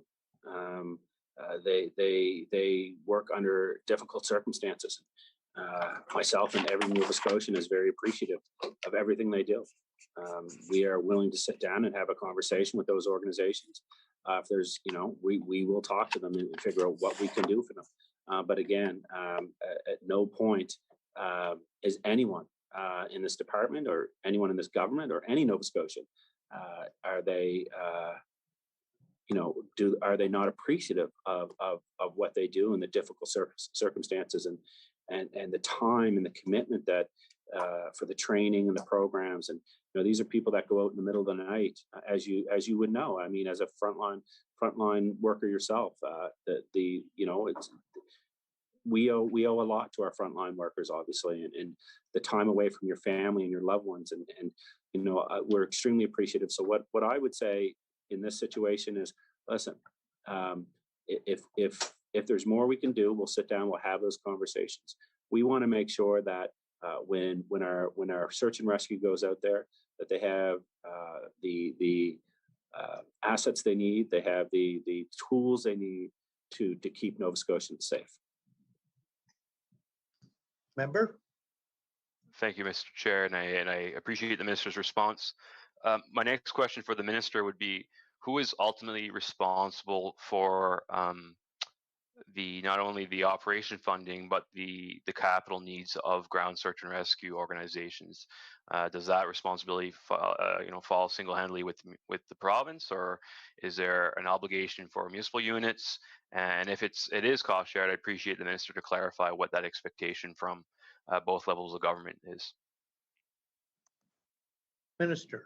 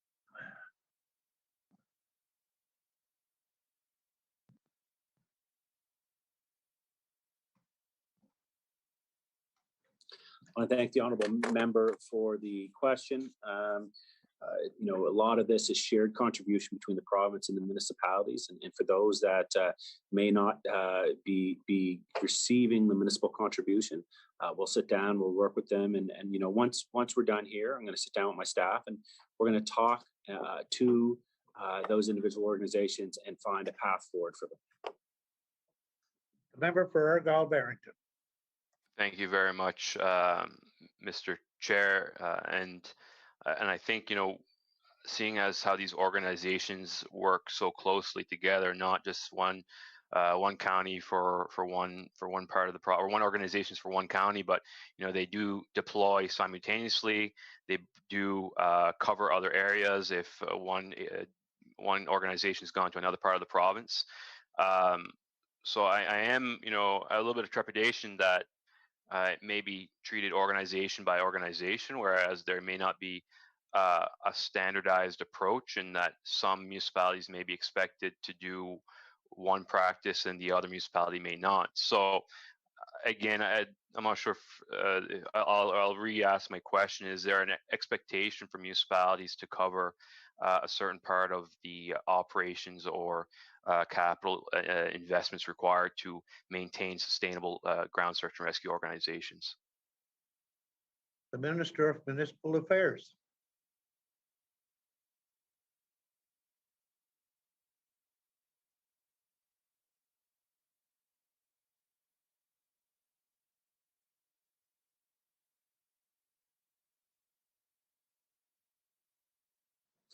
I want to thank the honourable member for the question. As all of us are aware, our municipalities work on a tight budget. They're concerned about every dollar, as they should be. We're going to work with them to ensure that they continue to have that search and rescue services that they need. And we want to make sure, as minister, I want to make sure that I'm listening to those municipalities.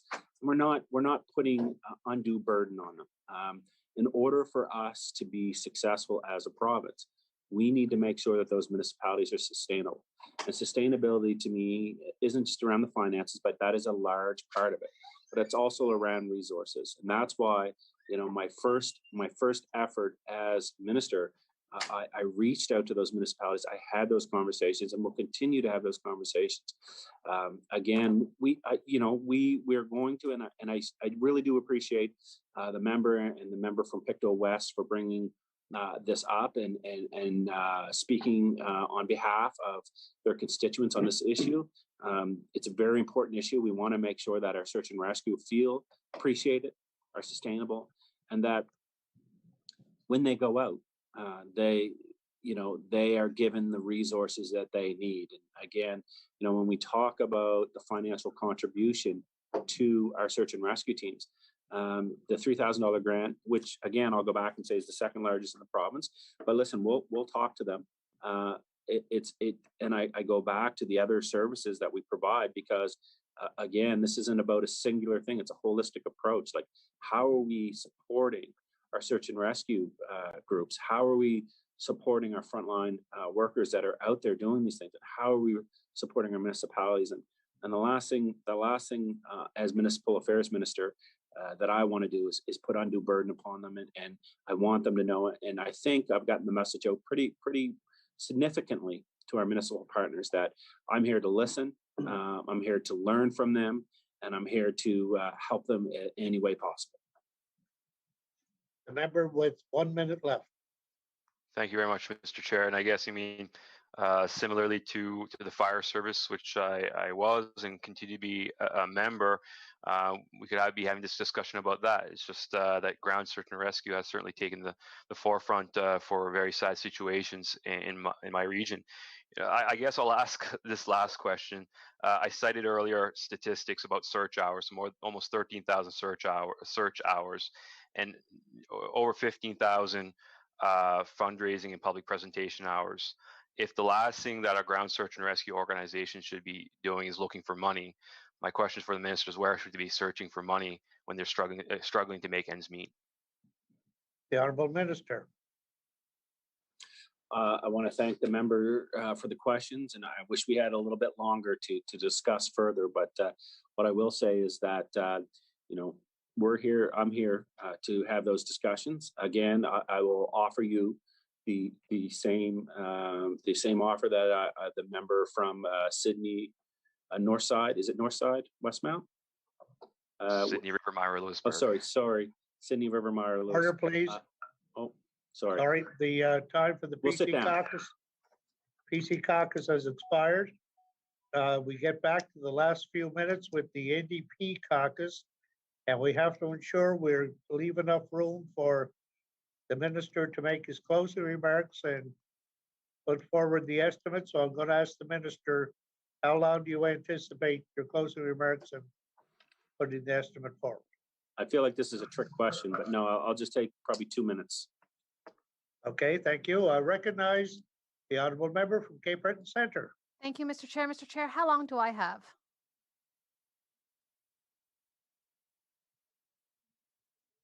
You're on mute. I'm sorry, 18 minutes. 18 minutes? Yeah. Okay, thank you.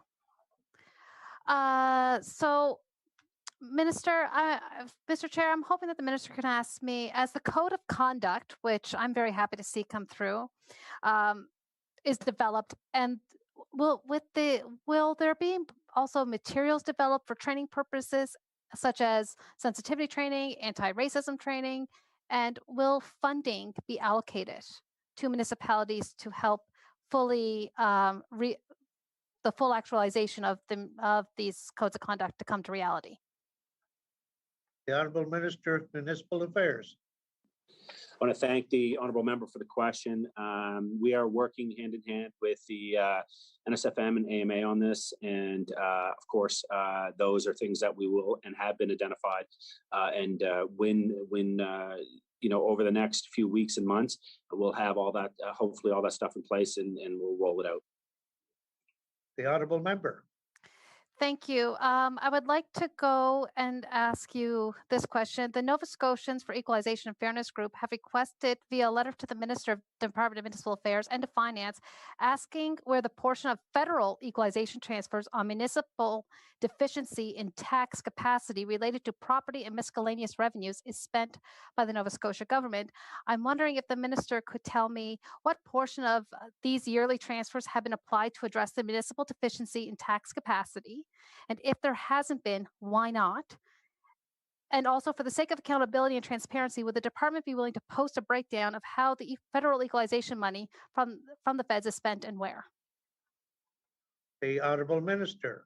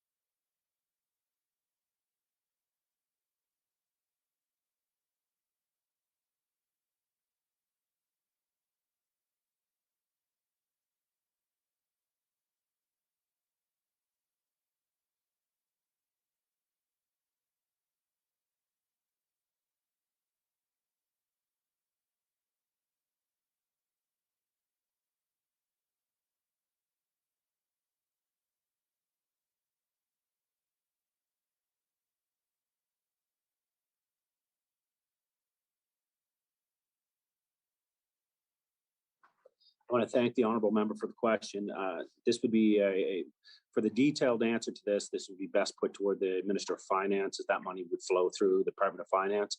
I will say that we continue to and will continue to work with our municipalities so that they get the investments they need, whether it's in infrastructure or programs. But for a full detail breakdown of federal money, that would be best put toward the Minister of Finance. The honourable member. Thank you, Minister, and I hope to do that. So I want to go back to cannabis, as we were talking about before, and I don't want to talk about the legalization of it. I want to talk about the revenue side of this, because I already discussed the 25 and 75% breakdown. Will the minister agree that that to actually have municipalities do the administrative and show the receipts is cumbersome, and a formula should be worked out with the NSFM and or the municipal units, so municipal units can receive a substantial share of all tax revenue being generated through the sale of cannabis without having to show receipts? And I should say this, as the agreement was intended. The honourable minister.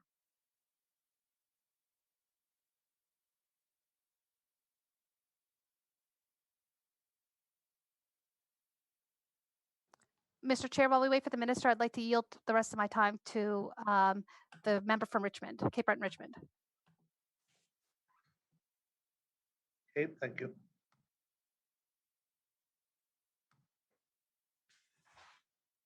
Mr. Chair? We're waiting for the minister to answer that last question then. I'll recognize you after that. Thank you. I want to thank the honourable member for the question, and obviously with expenses, there's also savings associated with this. I will endeavour to follow up with my staff on the receipt part of it, and we'll get back to you. I want to thank the member for the questions, and thank you. I recognize the honourable member for Cape Breton Richmond with about 14 and a half minutes left. Thank you, Mr. Chair. And it's a pleasure to be able to ask the new Minister of Municipal Affairs a few questions.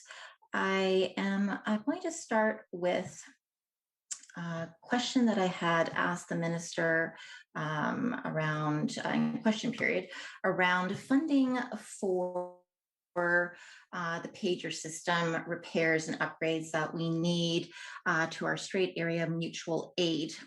We have, it was a system that was built back in the 70s and was originally built for, I think, maybe 8 departments. And I think we're up to about 28 now. I don't have the number here in front of me, but I think it's 28.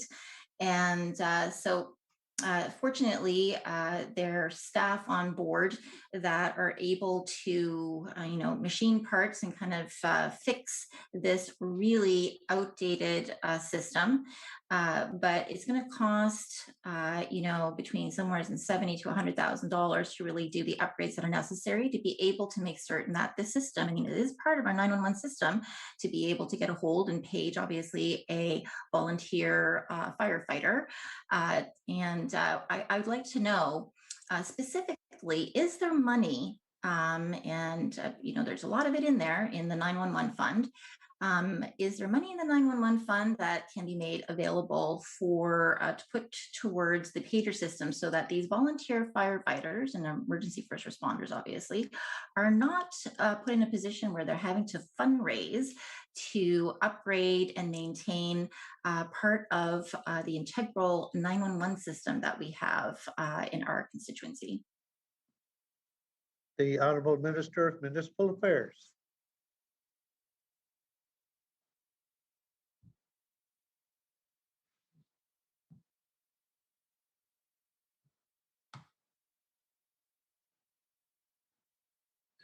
I want to thank the honourable member for the question. So the paging or the TMR radio system is actually under service in Nova Scotia. So it'd be that question would be better put to that minister. I can tell you that the 911 fees that are collected generally go toward upgrading, maintaining a stable and world-class 911 service. The honourable member. So again, I would ask, the paging system obviously is an extension of the 911 system, whether it's under a different ministerial hat or not. Volunteer firefighters are really struggling, and they're struggling as well, I'm going to tell you, with the fact that obviously municipal governments are, with gratitude, granting them money to be able to obviously take care of some of their expenses on a yearly basis.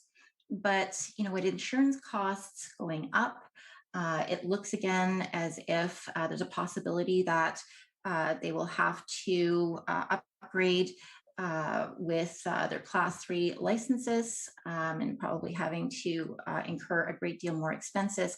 There's not an equitable and again, it's no disparaging towards the municipalities, but the system within the municipalities to grant money to volunteer fire departments is based on basically how many people live within that district and how many commercial businesses are within that district as well. So it really creates an inequity between these volunteer fire departments. Everyone should have equal access, as far as I'm concerned, to the same type of fire service. No one should feel that their house is more at risk to burn down in one area within a constituency more so than the other. So can the minister provide me with some input on whether or not he feels that there should be a more standardized or maybe a different type of system put in place to look at these grants that are given by municipalities,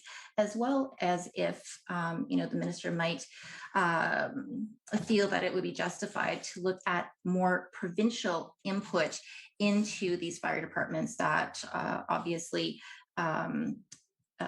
give essential services to our communities and to our residents. The Honourable Minister.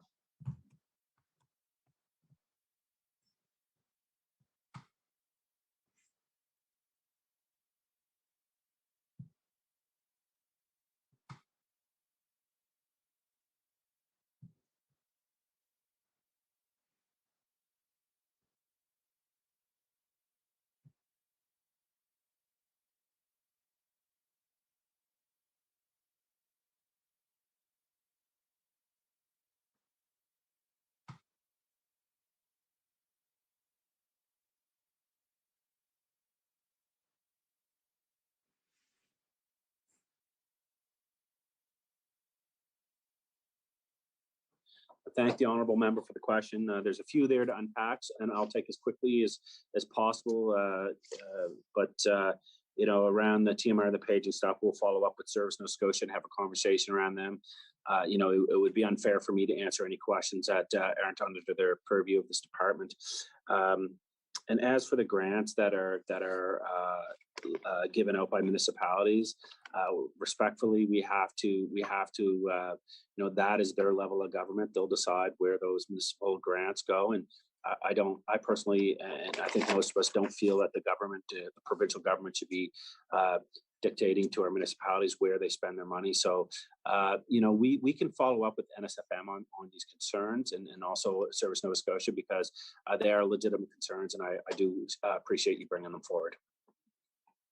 The member for Cape Breton Richmond.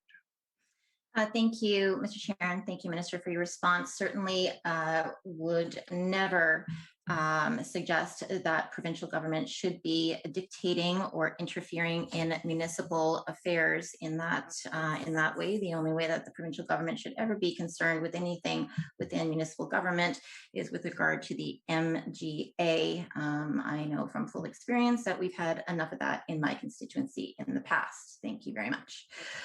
So I'm glad to hear that the minister will follow up with Service Nova Scotia. However, it doesn't, the situation is very grave with regard to the paging system. So hopefully that will be a priority follow-up. I guess what I was getting at, and again, municipalities obviously dictate where, and I've had a full conversation with the municipality. I meet with them regularly. And I wanted to ask basically, again, because there is an inequity that is occurring from fire department to fire department because of the way that the grant programs are set up. And again, not speaking disparagingly or wanting to get involved in municipal government affairs at all. My question to the minister is he concerned that there is a possibility that there is an inequity in the amount of money that is available to obviously make certain that citizens in some parts of Nova Scotia have access to more fire services or better equipment or more up-to-date equipment than others? To me, that's a massive concern. I would hope that the minister has a concern about that. The Honourable Minister of Municipal Affairs.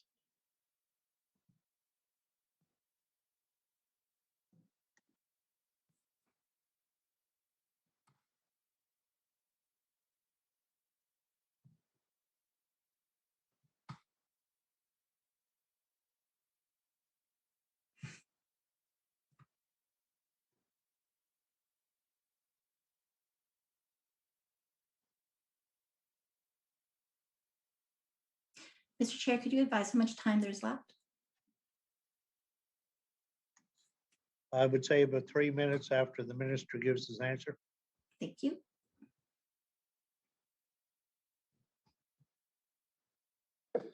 What that means is the chair is saying be quick. So I will. There is the emergency provider fund, and I am very concerned. We want to make sure that our services are there, that they're there when our residents need it. The emergency service provider fund is $1 million, and our fire department's going to apply for that for equipment and other things. But yeah, of course, we want to make sure that our Nova Scotia, the people in Nova Scotia, are kept safe, and that when they are when they need the services, that they receive the services that are life-saving, and the same in from Yarmouth to Cape Breton. Thank you. The honourable member. Thank you, Mr. Chair. Thank you, Minister, for the answer. I'm very familiar with the provider fund. Of course, as the Minister knows, that's not available on a yearly basis. And so that is limited. It's very good that we do have, obviously, that in place. But again, I'm just bringing to the Minister's attention that the insurance rates for many of these fire departments are skyrocketing.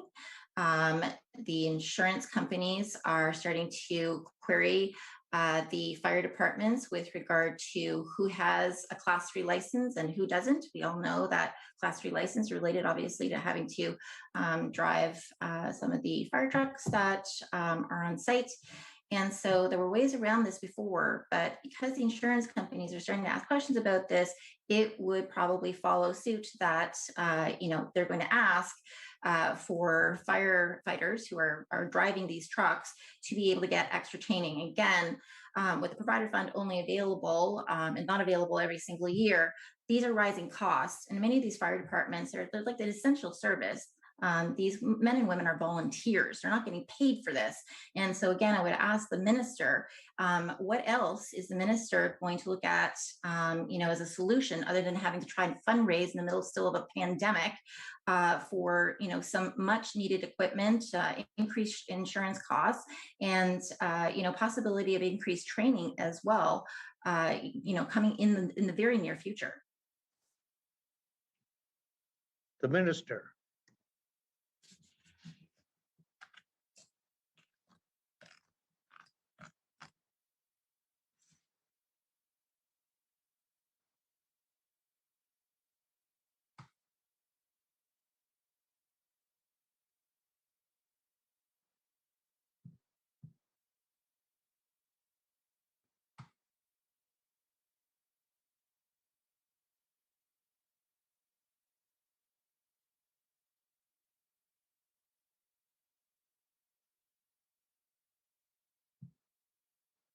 I want to thank the honourable member for the question, and obviously these are very important discussions, and our firefighters are doing an incredible job.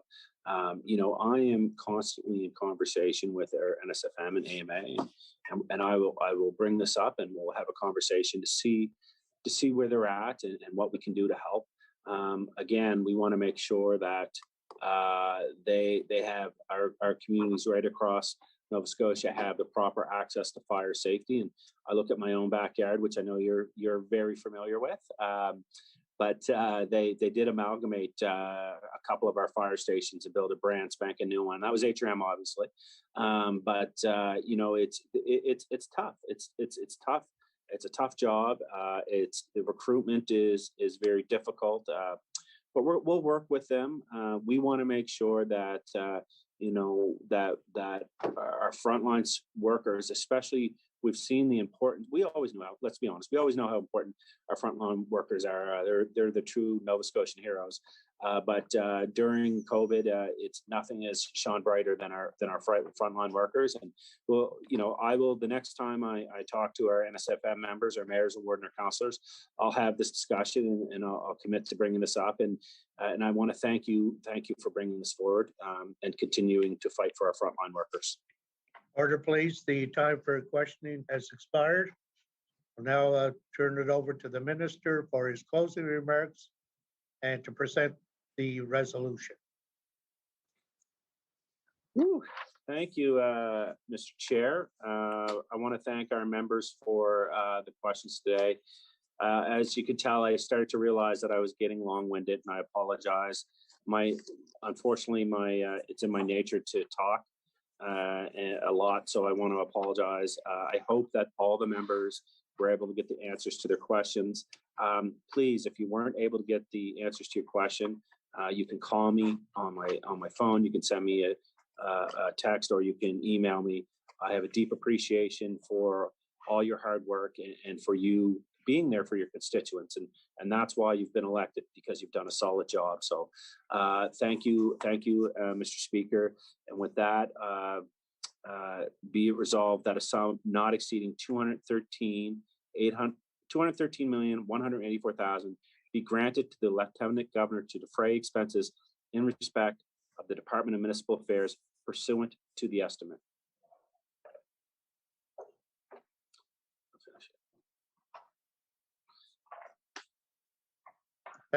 Thank you, Minister. Shall the resolution stand? Yep. The resolution stands.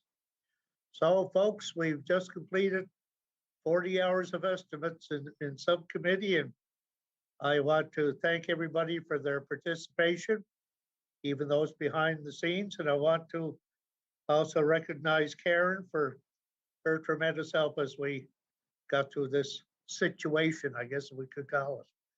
So now what we're going to do now is we're going to go back to the Committee of the Whole, House and Supply, and we'll be reporting at that point. So again, thank you all very much. Keith, just to make sure, we got 15 minutes, right? I would say it'd probably be less than that, Kendra, because Committee of the Whole was about 6 minutes ahead of us. Okay, sounds good. So let's be on the safe side. Let's try and get back for 4:30, okay? And Keith, Yes. James just asked that as soon as you get into the main meeting, leave your video on so they'd see that you're there. Okay. Yeah. Everybody heard that? Put your video on. He's really worried about you. Everybody wants to see me. Yeah. Thank you. Okay.